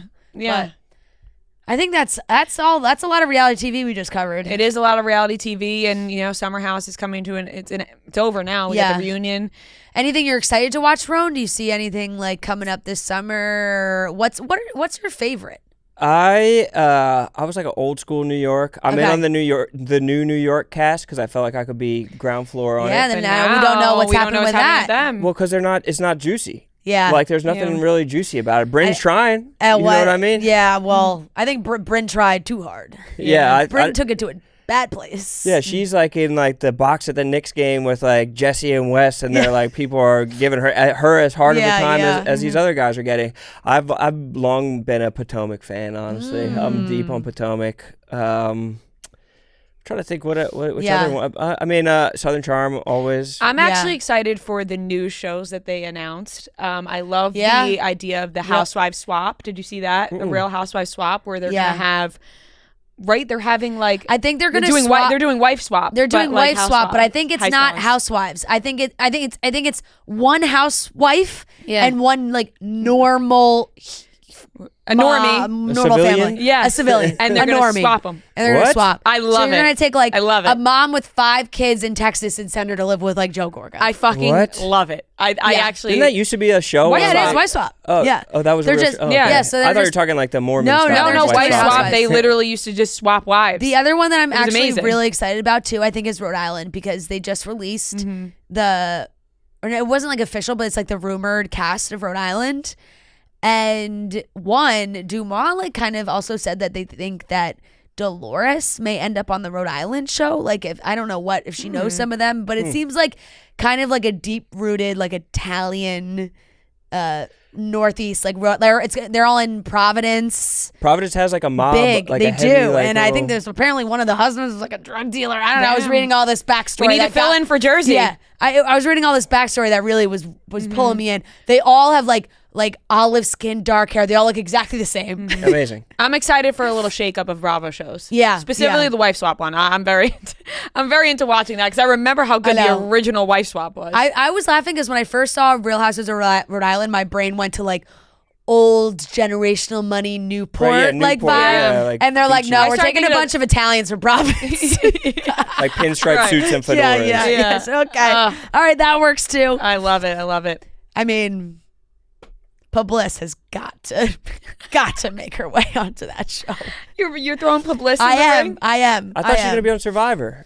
No, well, she's She did moving. that thing with Tommy. I know. She's That's what I'm saying. moving To Rhode Island. Rhode Island. You don't think I'm this plugged is in? her time. You never know. Especially if it's like Italians from Rhode Island. Right. Throw her in the mix. You're right. She Throw her in needs the to get in the mix. She has to. But she has. Maybe- I feel like she has her pick of reality shows to be on right now. Yeah, She could yeah, be yeah. on Start off Survivor. as like a No, little but friend I of, mean, it's and just then- couldn't be better time. It is. You're so right. That she's I Just love a it. year of that she's publicity. moving to Rhode Yeah. Island. Very Yeah. true. We're just lucky to be that's basking in what it. I'm rooting We're for. lucky to be witnesses. Really rooting for that to I agree. happen. But that's all I have to say All about right. the shows. All right. That wraps up our reality TV recap. Thanks, Ron. Rone. Thanks for giving me a platform to get these takes off. Of course. Oh, we're always here. Door's Amazing. always open. Thank you.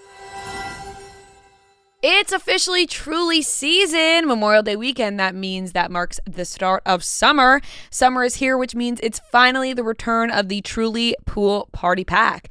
Everyone's favorite summer drinks lineup is back with the 4 refreshing limited edition flavors. You get the Peach Plunge, Strawberry, Kiwi Splash, Blood Orange Bliss, and Red, White, and True. Personally, I love the Kiwi Splash. I love a kiwi, the fruit itself. So you put that in a little drink and I'm going to love it. So the Kiwi Splash is my favorite flavor, but you get 4 refreshing limited edition flavors in this Truly Pool Party Pack. It's perfect for the pool. It's perfect for a party. Maybe you combine the two. You got a pool party together, or there's no pool involved. You're just sitting in your backyard or sitting on the beach with some Trulies. It is officially Truly season, and we are all aboard, so you should be too. Find the Truly Hard Seltzer and the new limited time only Pool Party Pack at a store near you or located at trulyhardseltzer.com. All right, what the hell is going on with Chris and JoJo? I'll bite into it. I mean, bite. It's like it's being shoved down our throats. No, I know. We I'm don't being even have to force-fed. bite. Yeah. I'm being force-fed It has the been content. So originally, Chris, for a little background info, people may not know, Chris was on Love Island season 3. He had dated Olivia Atwood, who actually was a guest recently on our show, and JoJo Siwa. Of course, I'm pretty sure everyone knows who JoJo Siwa is. Yep. They went on Celebrity Big Brother UK, and while JoJo was on Big Brother, she had a partner. Yep. And they seemingly broke up after JoJo got home. People thought maybe because of Chris. She said, no, it's platonic. Me and Chris, we're just friends, da-da-da-da-da. And now Chris seemed to have hard launched pictures with JoJo on his Instagram. And then JoJo started hard launching with Chris.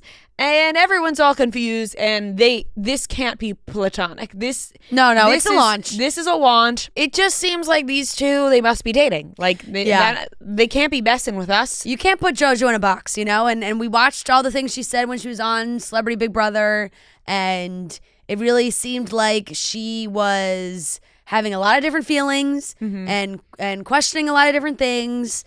And Chris obviously was very much there for her, and they have some serious bond. And I mean, what a story at this point. Now the Sun actually posted a picture of what looks like them kissing in a pool.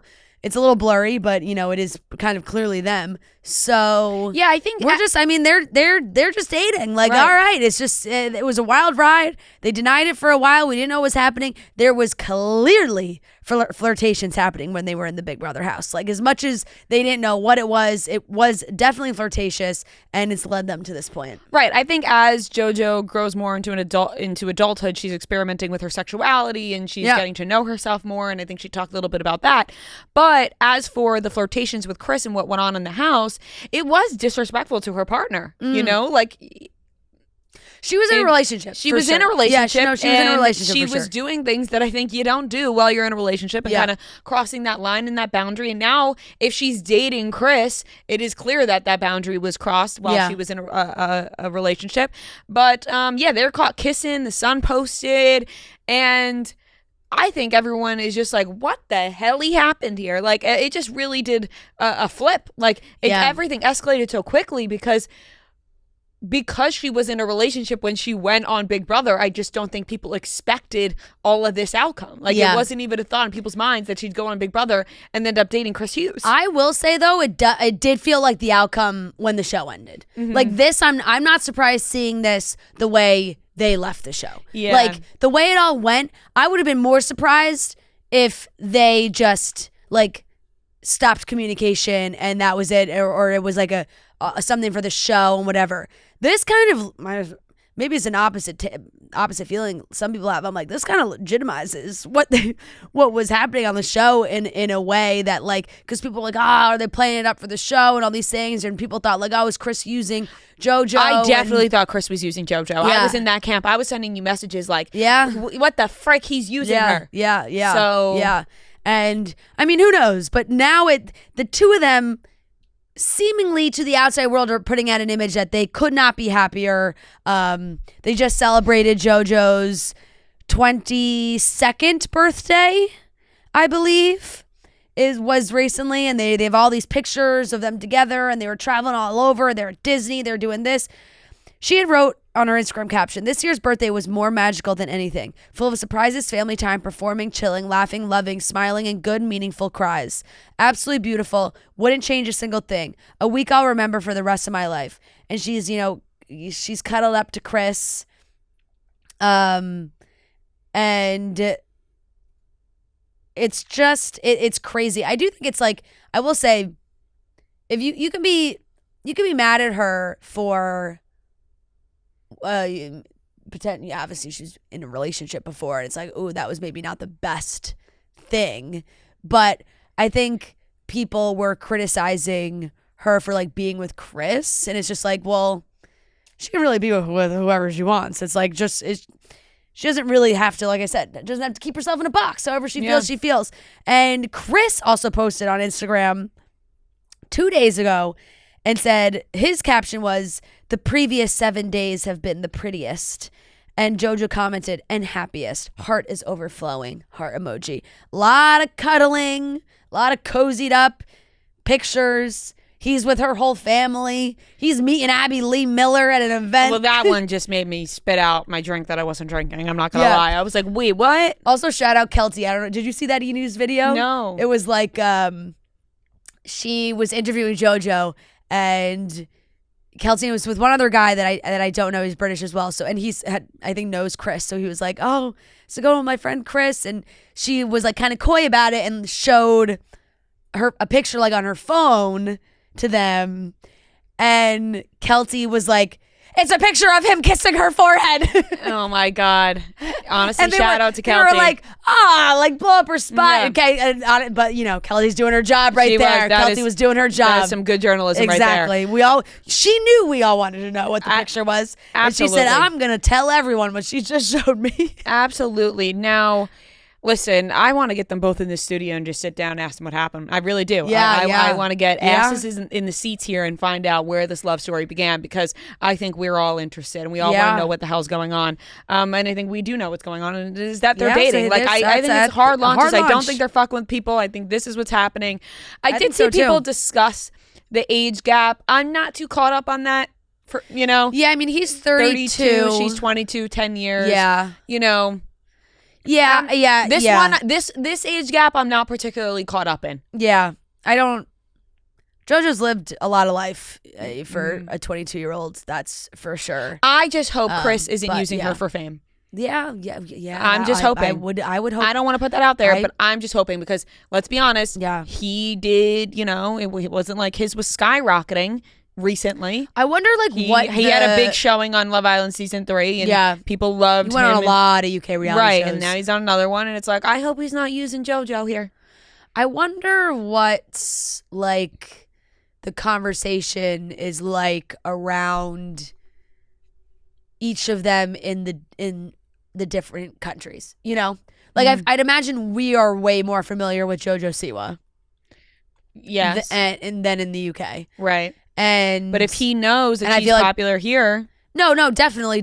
And people we know who Chris Hughes is. Mm-hmm. But a majority of America would be like, I don't know who the fuck that guy is, But in the UK, he's like a top reality TV star. Not even as in like top, but like name recognition. People know his name. Okay, so maybe people from here, like we maybe think, oh, is Chris using JoJo for fame in the U.S., whereas people in the UK might be like, oh, is JoJo using Chris for fame JoJo in the as well UK? as we do. Vice I don't know versa. how familiar with Dance Moms they are over there. Right, but she exceeded Dance Moms. Of course, she's a billion dollar brand, the JoJo Siwa name, Nickelodeon and all that. international superstar. So I'm sure, but I just feel like JoJo has a different pre-Big Brother. Her being on Big Brother, I wonder what more of like the talk around JoJo Siwa was over there, if they fully grasped her star power. That is true. That's a good question, but I think we were all kind of freaking out when we saw these crazy kids. We were like, "Whoa, there are pictures now!" Oh, blown away! I couldn't believe how many. Yeah. Full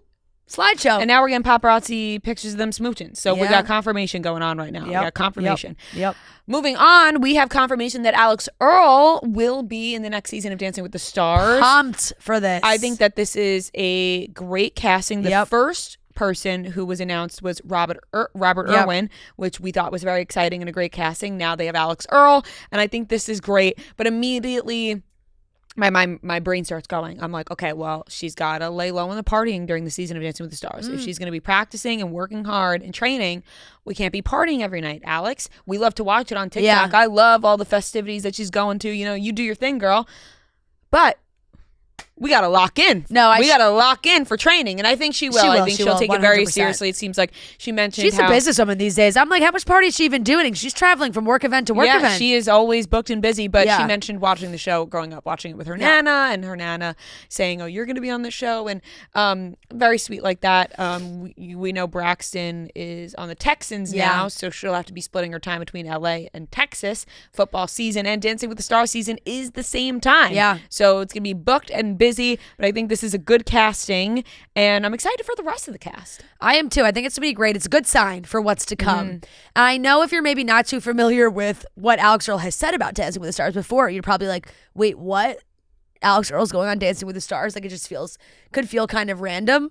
But like you said, she has been very open about wanting to do the show. So I'm sure it's like they reached out and it's like done and done. I want to do it. And I think she's somebody great. She grew up dancing, more like, funsies, but like, I think she took dance classes and dance teams and things like that. So I think it'll be very fun to watch her. I think she's going to be great. I think it actually works out perfectly that her and Braxton can kind of be like locked in during football season. She's going to be dancing. He's going to be playing football. What team is he on again? He's on Texans. He's on the Texans. Texans. And now I just need to make sure she's not paired with Gleb. Give her a good partner. Yeah. It can't be Gleb. I don't think they will. I don't think they will either. I hope I could see it maybe being Alan, but I'm really rooting for Ezra. Yeah, I'm really rooting for Ezra. It would just make so much sense. I think if they knew what was good for them and the TikTok power that they could generate for the show would be putting the two of them on, pairing them together. I absolutely agree. And I don't think it feels as random as some people may think with how big Dancing with the Stars has become on TikTok. Yeah. Especially this past season. This past season really catapulted that I think younger people want to do the show. For sure. It blew up on TikTok. And so I don't think it's as random. I think Ezra would be great. I think Brandon would be great. I think Val, great teacher. Anybody but Gleb, and I do not think they will put her with Gleb because of the way that Brooks talked about how when she was going on the show and they asked her, who are you looking for in a partner? And she said, I want someone douchey, whatever. And they're like, perfect, we have the guy. Yeah. I'd imagine they would ask Alix, who are you looking for in a partner? And I don't think she's looking for a single guy. No. I think Ezra deserves it too, especially after last season with freaking what's her face? Anna Delvey. Anna Delvey. Yeah, no, for sure. I agree. And I think they would just generate so much great buzz online. Their content would be amazing. I think it would be like so smart for them to be coupled up for the show. So I hope that they do that. Yeah, that would be great. Yeah. Really anybody but Gleb. And I anybody think but Gleb. that would be the case, especially after last season. I don't think, and they know Alix has a serious boyfriend. Like I don't think they can't replicate that again. Like they're gonna go back to giving Gleb like an older housewife. Right. And I think it would just be like, you don't pair somebody with a serious boyfriend with Gleb. No. No. And I don't think Alix would want that either. You don't think like it would be fine if they were together though? Like no. she's not gonna be forced into No, he relationship has with him. there's a tainted image of him. No, but he has a reputation, and I think like the first time that they would do a steamy salsa. yeah, or like a beautiful rumba together, people are gonna be like, Gleb's getting too close. Like Right, it's like and you don't want that. It would just cause too much. I think don't- it would be too much noise in a bad way. I agree. And she needs to be focused on the dancing, Yeah. not whether or not people are talking about And I want her relationships. exactly. Like I want it to be like a fun experience for her. And Sneaky, she's really young, and he's old. I mean, granted, Brooks isn't that much older than Alix is. Yeah. But I think Brooks was putting in like you said, a specific request. She did put in a request.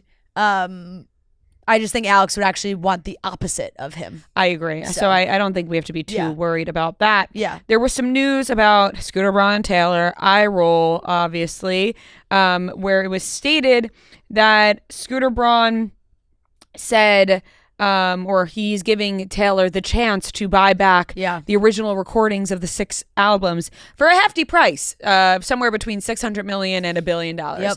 Now, the question, it just raises itself. Do you or do you not? I wouldn't want to give them a dime. I would just be like, nah, I got my new shit. But then you also want to own your shit. So it's like, which one do you go for, That's a hefty price. It really is, but I don't know why I feel like she would do it. She's got the money. I mean, yes, but I could also see. But it's just like, I feel like she could do it because what if they just get bought by somebody else? Right. Like, I could also I guess, see. or maybe she just doesn't care anymore because she has her own versions. But Yeah. I could see a scenario where she's like, I shouldn't even have to pay that money for my own music. no, of course. You know what I mean? Of course. Or you honored that your music But costs it's kind of that like much. a power move to be like, I have the money, I'm going to own all my stuff now. Exactly. That's why I think there's 2 different angles here. It's like, I shouldn't have to pay that money for my music. Also, I do have that kind of money, so fuck you, I'm going to buy my music. And she'll make money off of it. Like, if she buys it back, then she's making all the money. Yeah. I mean, anything for any original version or Taylor's version, she would have both. Right. But Scooter Braun had sold the recordings after he got them. He sold them to the investment firm Shamrock Capital for a profit. The company's now interested in selling them back to Swift. And Page 6 is told that the person encouraging Shamrock to do so is Scooter Braun.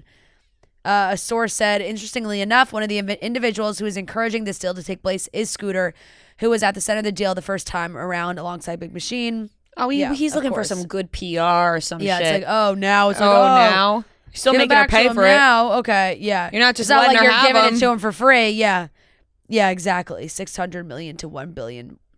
It says, but it would be worth it, according to Clayton Durant, founder of the music consulting firm CAD Management. He explained that if she owns both the old and new recordings of her songs, she stands to make the lion's share of publishing royalties from both. She will also have full control over her own catalog and be able to control whether they are licensed for use in commercials, film and TV shows, political rallies, and more. If she could claw back and create a deal structure where she could get the rights to her original recordings, she exponentially increases the amount of money she makes, Durant told Page 6.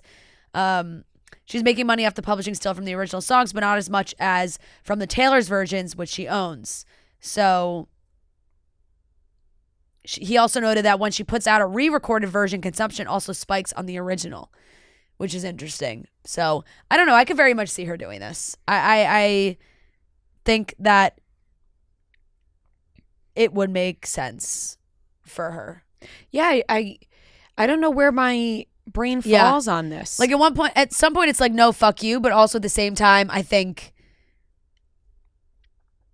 to say, you know what, I'm fucking buying it back. Like I'm gonna own all my music. Right, and I have the money to do so. Yeah. You know what? I'm just gonna buy it. I think it would be a source of peace for her to like know that she really has everything. Not only that, but she's got the original That's true. and her re-recordings. That's true, and just owning it all and say, you know what, it is what it is. I have the money to do it, and fuck you, I'm buying it back. Yeah. So, you know what also happened today is that the Baldoni team dropped Taylor Swift from the lawsuit. They don't want anything to do with that. They don't want the smoke. They dropped Taylor Swift's subpoena. It said that no further information was provided. Deadline reported on Thursday. Page 6 has reached out to Baldoni's reps for comment. Meanwhile, a source cryptically tells us of the matter. When information is voluntarily received, there is no need for subpoenas. So And then Blake's rep put out a statement saying, "We're pleased that Justin Baldoni and the Wayfarer parties have withdrawn their harassing subpoenas to Taylor Swift and her law firm. We supported the efforts of Taylor's team to squash these inappropriate subpoenas directed to her counsel, and we will continue to stand up for any third party who's unjustly harassed or threatened in this process." You know what? Yep. Tree Payne is making shit happen behind the scenes. She gets shit done. Yep. You know what? Yep. We're squashing that. Squashed. We're Forget not. it. It's out. We're not letting her get involved with this Justin Baldoni stuff. Nope. Not happening. It's not happening. Moving on, last topic. The Hunger Games casting. I mean, pretty exciting stuff. One after the other, it is better and better. I have not read this book yet. It just came out, really, Sunrise on the Reaping. And I didn't like have a dying need to read it. Gia read it. She was like, "It's so good, you should read it." I was like, okay, I'll get to it this summer. And now that I've seen everybody cast in it, I'm like, oh, I'm reading this ASAP because when the movie comes out, I'm be so prepared. I didn't see the the Rachel Zegler. Was it Mockingbird? No, that was Mockingjay. Mockingjay. Yeah. No, the one that was the Rachel Zegler. What was that one called? I'm blanking on the name, but I am getting it. Hunger Games. Yeah. The Ballad of Songbirds and Snakes. Yep, that one. So now that's why Mockingbird I was thinking. Right. So this one is Sunrise on the Reaping, which follows. It's about Woody Harrelson's character instead of it's earlier. But we have some crazy roles. They just confirmed that Kieran Culkin is playing young Caesar Flickerman. Very exciting. Which is amazing. That was his casting. character is played by Stanley Tucci. Yes. In the Jennifer Lawrence iterations of the movies. Elle Fanning will be young Effie Trinket. Thought that was perfect. Oh, Elizabeth Banks played her. I thought it was so perfect. So perfect. Jesse Plemons will be the younger Plutarch Heavensbee. He was played by Philip Seymour Hoffman. Also amazing. It's amazing. I mean, around. they really went like the looks. Yeah, they nailed it. They really nailed it. And Ray Fiennes is going to play younger President Snow, who was played by Donald Sutherland. And they join McKenna Grace, Lily Taylor, and Joseph Zada as important but not younger versions of existing characters. And it just the movies, which is obviously, like I said, is explores Pan Am 24 years before Katniss, where young Haymitch Abernathy participates in the 50th Hunger Games. So, ooh, I like the premise, Yep. but it's not going to be Woody Harrelson himself. Somebody's going to be playing the young Woody Harrelson, which is, I guess, not been cast or announced. I didn't see that one Right? announced. Yeah. Yeah. Right. So now the brain starts going. Who would play a good younger Woody Harrelson? I don't know why Austin Butler popped into my mind. Oh. I mean, Austin Butler, Woody Harrelson. That would be a great honor to Woody Harrelson to have Austin Butler play him. Ooh, that's true. Wait, Woody Harrelson was a good-looking guy when he was when he was younger. No, Austin Butler. To each their own. Yeah. Well, yeah.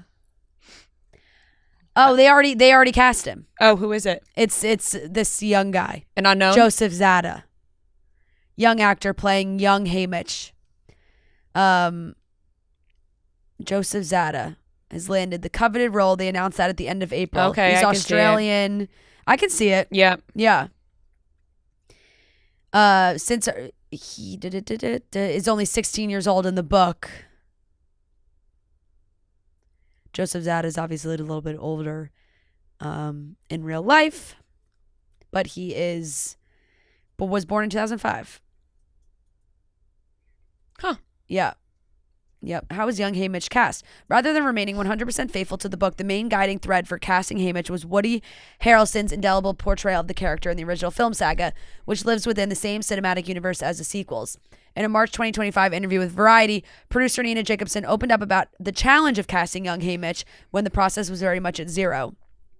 Long story short, before the book came out and fans could read it, the crew was not able to start reading actors for fear that any plot lines could leak with the audition calls. That makes sense. Mm-hmm. You don't want that getting slipped. Yeah. So It is crazy that that's very exciting. they give the sides for like the White Lotus to the actors and just pray that they don't leak them. Yeah. The producer also said that Joseph's at it prepared like crazy and stole our hearts. He's an Australian. Fuck yeah. Australian actor. I love that. Come prepared. Yep. Come prepared to play. Yep. Exactly. And that's what he did. Yeah. Good for him. That's so exciting. I love that. I think that's such a great move of like bringing in a young up and coming actor, put him in that lead role, and then surround him by like an absolutely fantastic cast. Amazing cast. It made me 100 times more interested because I wasn't interested Right? before. Same. And now I Same. am with this casting. Really made me more interested they too. roped me real I know. in. I was like, shit, I gotta go buy the book. Yeah, they got me in. Yeah. All right, that wraps up the topics. The only thing we love as much as you are all the delicious cocktails. We're headed back on tour, okay, with Rum Haven.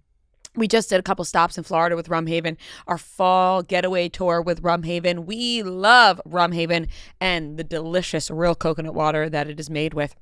It's refreshing, it's clean, and all the things you want in your rum. So you can drink Rum Haven straight over ice. You can mix it with a little juice. You can make little fun cocktails like we do, like our little fall getaway. Now we're into summer, so forget fall. We're on to a summer drink. Some Friday energy Rum Haven in your life. Rum Haven is absolutely delicious. Absolutely love drinking Rum Haven, especially in the warm weather months.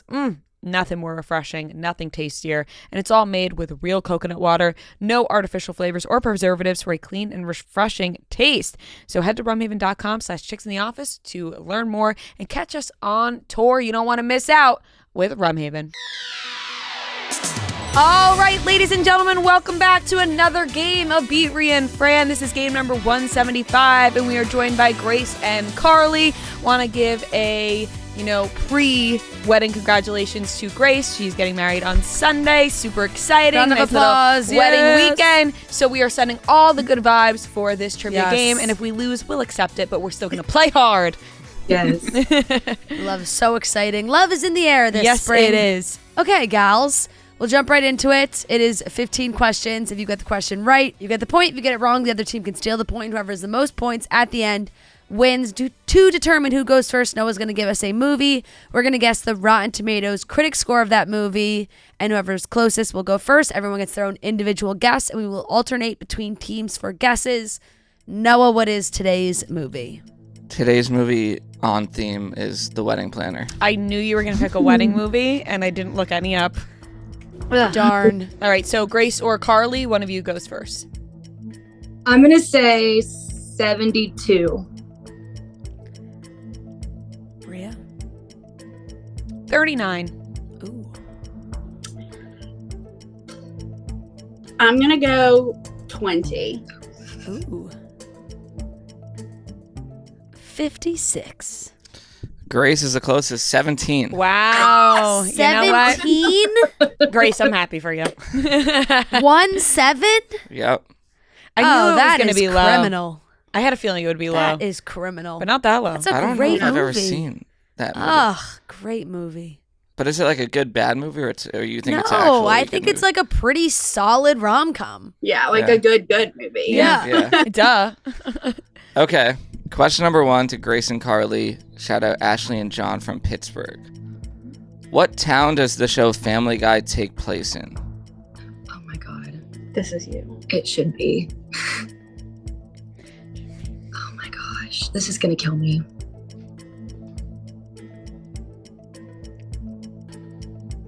No, Quagmire is a character on the show. That's not a city. Is it like Philly? Like is 15 it seconds. Somewhere like there. That's going to literally kill me when I hear it. 5. yeah. You want to say Philly? Sure. Philadelphia, final answer. Incorrect. Chicago I have no is clue. a so- strong guess that I'm going with. Okay. I originally had no idea, Yeah. but now I'm leaning Chicago. My first, my brain went Simpsons and then I got confused. Where's But The Simpsons from? isn't it Springfield? Since it's Springfield, Illinois. Oh. Yeah. So So Illinois. Should we just go Illinois?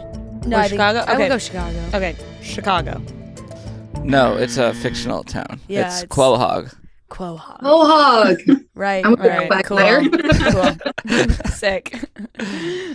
I was like, oh, it's definitely Chicago. Chicago. All right. Still 0-0. It is It is question number 2 to Ria and Fran. Shout out Sarah from Louisville, Kentucky.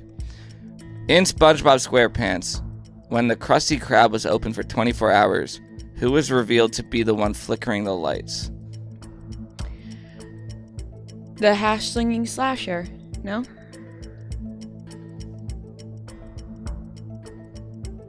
Oh, no, he wasn't flickering the lights. Wasn't it Gary?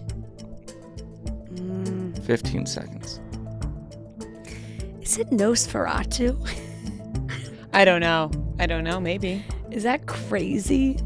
Nosferatu. 5 seconds. Ugh. All right. I'm gonna go Nosferatu. Final answer. Correct. Nice. I also, like, when I read this question submitted, I looked it up and watched the video. Yeah. Because I'm like, how would that even Yeah. work? And it was just like, you know how they cut to like a real life thing? Yeah, That's what yeah, they did. they go, They all were like, Nosferatu. Nosferatu. Yeah. I'm like, That's the only reason I really even knew what Nosferatu was before that movie came out. okay, 1-0, Ria and Fran. Question number 3 to Grace and Karlie. Shout out Eileen from Long Island. Name this year. Eminem's movie 8 Mile is released. Nelly releases his song Hot in Here, and American Idol Season 1 premieres. 5, 6. So, American Idol just had their 20th anniversary, but I don't know if it was this year or last year. Do you want to go 2005? Yeah, we can do it. Yeah. Okay, 2005. Final answer. Incorrect. I think it's earlier. 2002, 2001 or 2 or 3? 2, 3, maybe 3. 2. I think 2 or 3. I don't know. Originally I thought 1, but that might be too early. 8 Mile. American Idol. What was the last one? Nelly, Hot in Here. Hot in Here. 10 seconds. 2, 3. I don't know. You pick one. I don't know. Let's go 2002. Final answer. Yeah. Correct. Nice. I put all the pressure on you. Yeah. I said, Said pick you one. better make it work. Pick one. Okay, 2-0, Ria and Fran. Question number 4 to them. Shout out Libby from Lafayette, Louisiana. In Legally Blonde, Brooke Wyndham is accused of murdering her husband. What was the husband's name? Ooh. Oh, I have no idea. Ooh.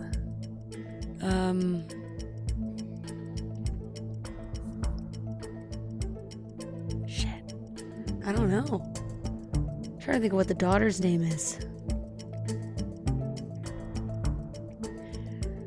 I have no idea. 15 seconds. Drawing a complete blank. George? Maybe. 5 seconds. George. Final answer. Incorrect. Imagine you said correct. Would have been an all-time moment. I'm assuming Grace you're and looking for a Karlie. first and last name. Just first. Because, Oh. I mean, it's the same last name. Oh, right, duh. I wanted to I say was like, isn't it Wyndham? Duh, it's always says they're married. Harvey. Harvey. Okay. Do you have any other No. ideas? Okay, I'm gonna say Harvey. Final answer. Incorrect. Right first letter. Hayworth. Oh, Hayworth. Knew it wasn't going to be as something as simple Yeah, as it George. had to be a bougie name. Although those all seem like in the right realm. Yeah. Yeah. Like kind of pretentious names. Mhm, Yeah. mhm. Okay. It is still 2-0, Ria and Fran. This is question number 5 to Grace and Karlie. Shout out Sarah from Louisville, Kentucky. In the Twilight series, what is the first name of the only girl that's a member of the Wolf Pack? Oh my gosh, I just literally watched all of these last week. And I was not paying attention because I was more Team Edward. That's so annoying. I have no idea. The first name of the girl in the Wolf Pack. I know her face because it's not the woman with the scar here. It's the younger. 15 seconds. Oh my gosh.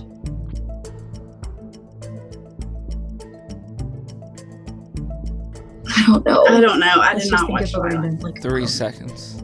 Sarah. Sarah. Final answer. Incorrect. Vanessa? The first name that came into mind is Leah. Oh, yes. But is that the one?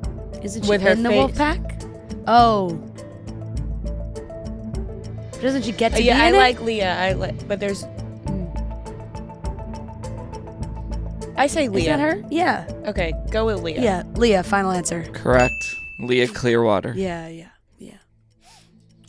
All right. 3-0. Ria and Fran. Question number 6 to them. Shout out Morgan and baby Ginny from Hunterdon County, New Jersey. Oh, congrats. List the following sitcoms in So order baby Jenny's like 14. from most to least episodes. Full House, Modern Family, Seinfeld, Friends. Most to least? Most to least. Damn, all of these have so many episodes. Yeah. Friends has 10 seasons with. Seinfeld is what, 9? Yeah. Or.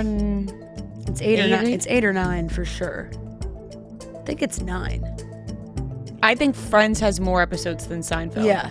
And I think Modern Family might 15 have seconds. a bajillion episodes. Yeah. But maybe Full House. Full House also has a ton. I would put maybe Seinfeld I put Seinfeld last, I think. last. 5 seconds. Maybe let's go maybe Friends, Modern Family, Full House, Seinfeld. Yeah. Okay. Friends, Modern Family, Full House, Seinfeld. Incorrect. I just had a feeling we weren't gonna get that one. No, you know? It's all over. Grace It's just Karlie. really Yeah. just a guess. Friends has the most. Modern Family has 11 seasons because Okay, so I'm maybe it's in 8. I'm in the middle of season 8 right now, So we're and the then Modern Friends Family has Friends. 10. What do we think Full House has though? It doesn't count Fuller House. No, So, what was the fourth one? Seinfeld, but that has 9. Okay. Maybe Full House last. So Modern Family, Friends, Seinfeld, Full House. That works. Okay. Modern Family, I like Friends, that. I like that. Seinfeld, Full House. Final answer.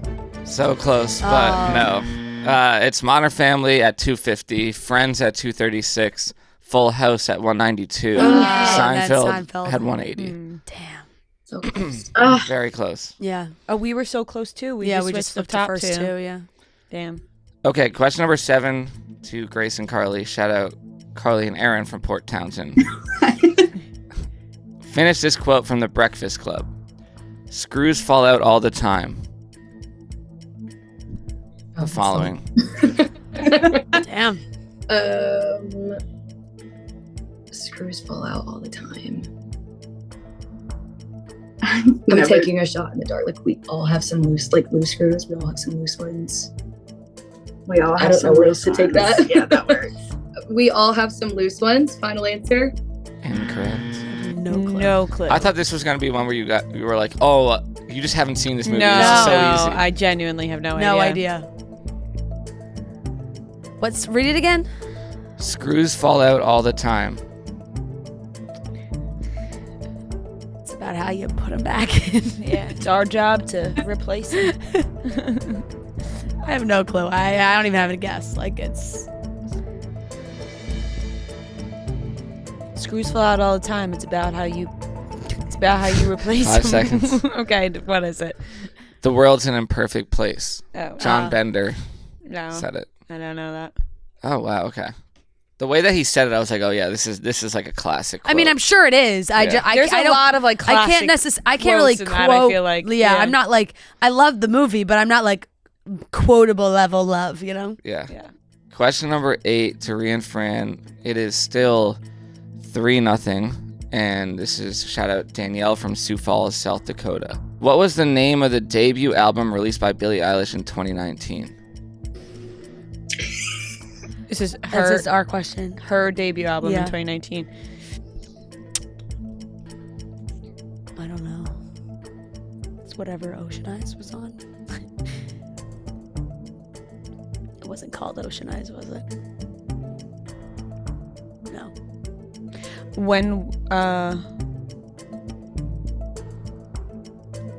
When we fall asleep, where do we go? I like 3 that. seconds. Okay, that's my guess. Correct. Nice. And that wasn't that Ocean Eyes wasn't on that one. That was like an EP. Oh, So this is like her Yes. first Okay, album. that's why I got confused in my head, and then I. Okay, 4-0. I have faith in Grace and Carlie.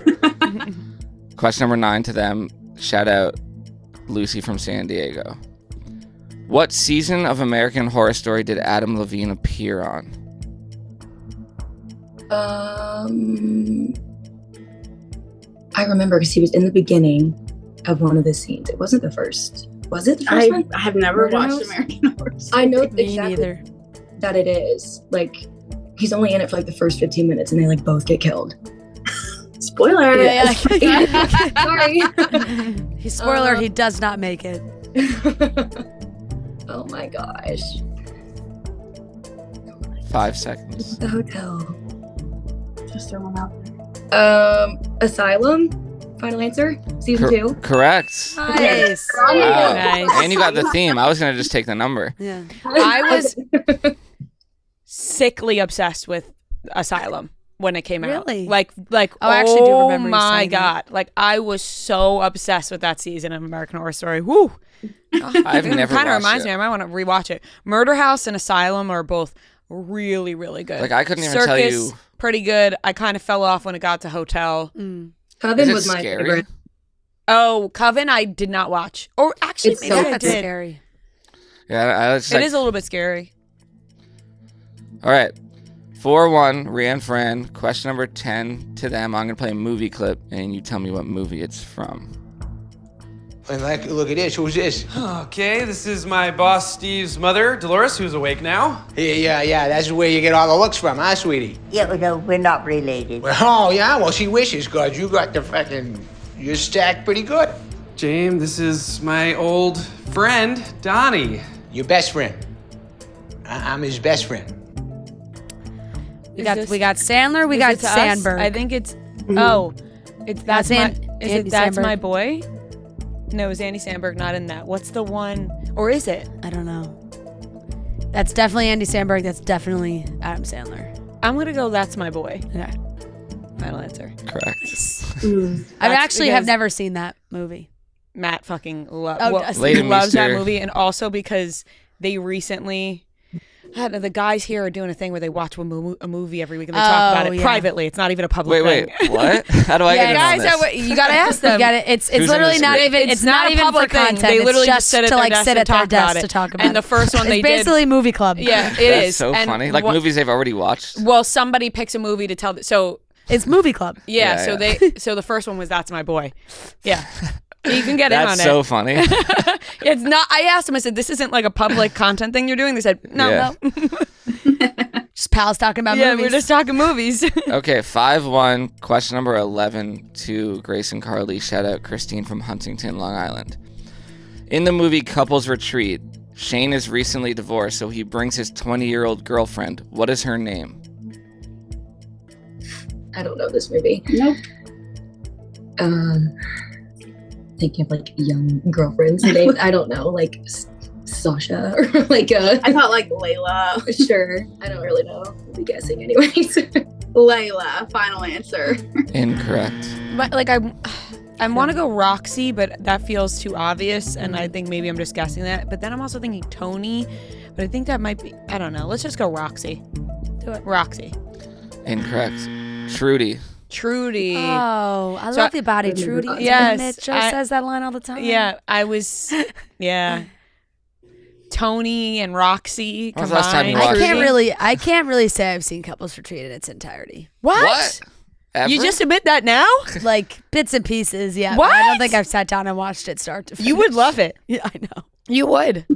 Wow. I know all the lines because Joe says them all the time. You too. would love Couples Retreat. Damn, all this time I Yeah. talk about Couples Retreat and she just admits now? No, it's Wild. Yep. Wild. Okay, it's 5-1. Grace and Carlie are going to have to get the remaining questions right to send us to overtime, which is possible. Okay, so this is to Ria and Fran. Shout out Ashton from Chicago. In the movie Wicked, what is the name of the head of the flying monkeys, the lead monkey? Oh. It's Good question.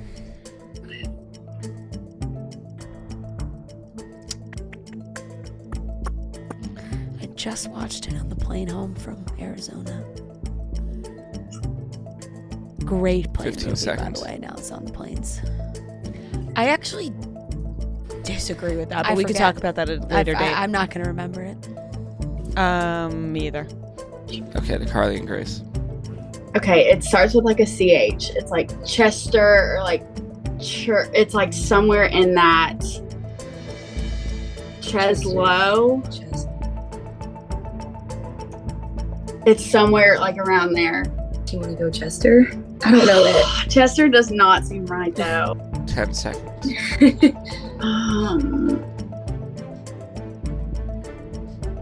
You said Cheslow was another. Yeah, thing it's out of- CH something. 5 It's- seconds. I'm gonna go Chester. Incorrect. Chistery? Mystery. You were on the right Yeah. path. Yep. Yeah. Dang, so You were close. close. You were. You got that CH. Yeah. That does seal the victory Woo! for Ria and Fran. Sorry. But Didn't mean to celebrate in your face like that. we'll finish How out obnoxious of me. Okay, question number 13 to Karlie and Grace. Shout out Kelly from Atlanta and Marita from Nashville. Name what song this Taylor Swift lyric is from. You swore that you loved me, but where were the clues? I died on the altar waiting for the proof. This would definitely be more you than me. No, I don't know gosh, any no. Taylor Swift. Can you repeat the line? You swore that you loved me, but where were the clues? I died on the altar waiting for the proof. I have no earthly idea. I'm just gonna say champagne problems. Final answer. Incorrect. Is it So Long London? Maybe. So Long London. Final answer. Correct. Nice. Oh. Wow. That may be the first lyric question said I've she didn't know ever lyrics? gotten. Honestly, that may be the first one I've ever gotten right. Very Good impressed. stuff. Very impressed. Okay, 6-1 Ria and Fran. This is question number 14. Shout out Allie from Rhode Island. This is to them. In Friends, which girlfriend does Ross meet at Monica and Chandler's wedding? Julie? No, Monica and Chandler. Wait, say it again. In Friends, which girlfriend does Ross meet at Monica and Chandler's wedding? Oh, the one that loves dinosaurs. No? I don't know. Yeah. The one that's also a paleontologist? Fuck! What's her name? I don't know her name. Yeah, I don't know. 15 seconds. Is it Robin? No. Samantha? Sarah? 5 seconds. Let's go Robin. Final answer. Incorrect. To Karlie and Grace. No. Yeah, I don't even know. Tammy? Literally, I don't know.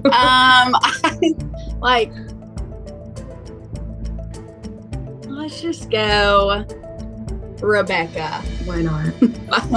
I like that. Incorrect. Mona. Sure. Sure. That doesn't ring any bells. No. Oh. That's not the paleontologist one. Yeah. Wait, okay. what? No, the one Mona's not the one I was thinking of. Okay. 6-1. Final question. This is to Karlie and Grace. Shout out Michaela from Newton, Massachusetts. What was the name of Khloe Kardashian's own show that ran on E from 2017 to 2019?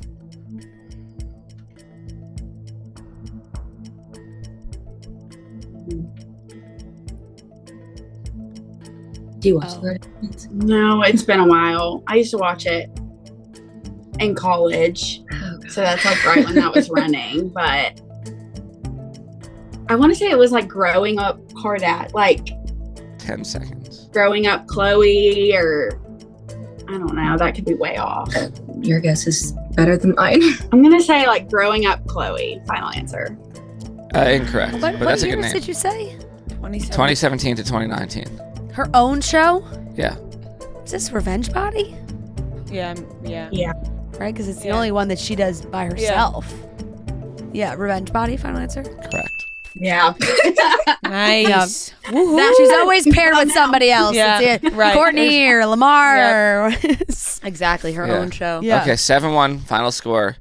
At least you guys got on the board. Woohoo! You got one. That American Horror That's all Story. you need. And you got you won And the, you got the the wedding Rotten question. Tomatoes. The wedding planner. Rotten You know what Tomatoes. I mean? Yeah. There That's you go. So true. So true. Thank you guys so much for playing. Huge congratulations. Guys, congrats. We hope you have the best Have weekend. the best weekend ever. Thank you. Soak it all in. And you both have stunning hair, by the way. yes, Just I was wanted gonna to say that at the start of the show. Yeah. Gorgeous. Gorgeous hair. And this isn't as exciting, but you still get merch. So Yes. Take it. if you send Noah your address and sizes, we'll get that sent to you. So thank you Great. guys. Yeah, thank Thanks, you guys. Bye. Bye. All right, that wraps up today's episode of Chicks in the Office. Thank you so much for watching and listening. Unfortunately, no episode on Monday of The Best Show on Earth, but we will be back on Wednesday with the long-awaited 30 Before 30 Noah list. Shit. That will be on Wednesday for Big Reveal. Big debut. So we love you guys. Have a fantastic weekend. Smooches, kisses, all from The Best Show on Earth. We love you guys. Mwah.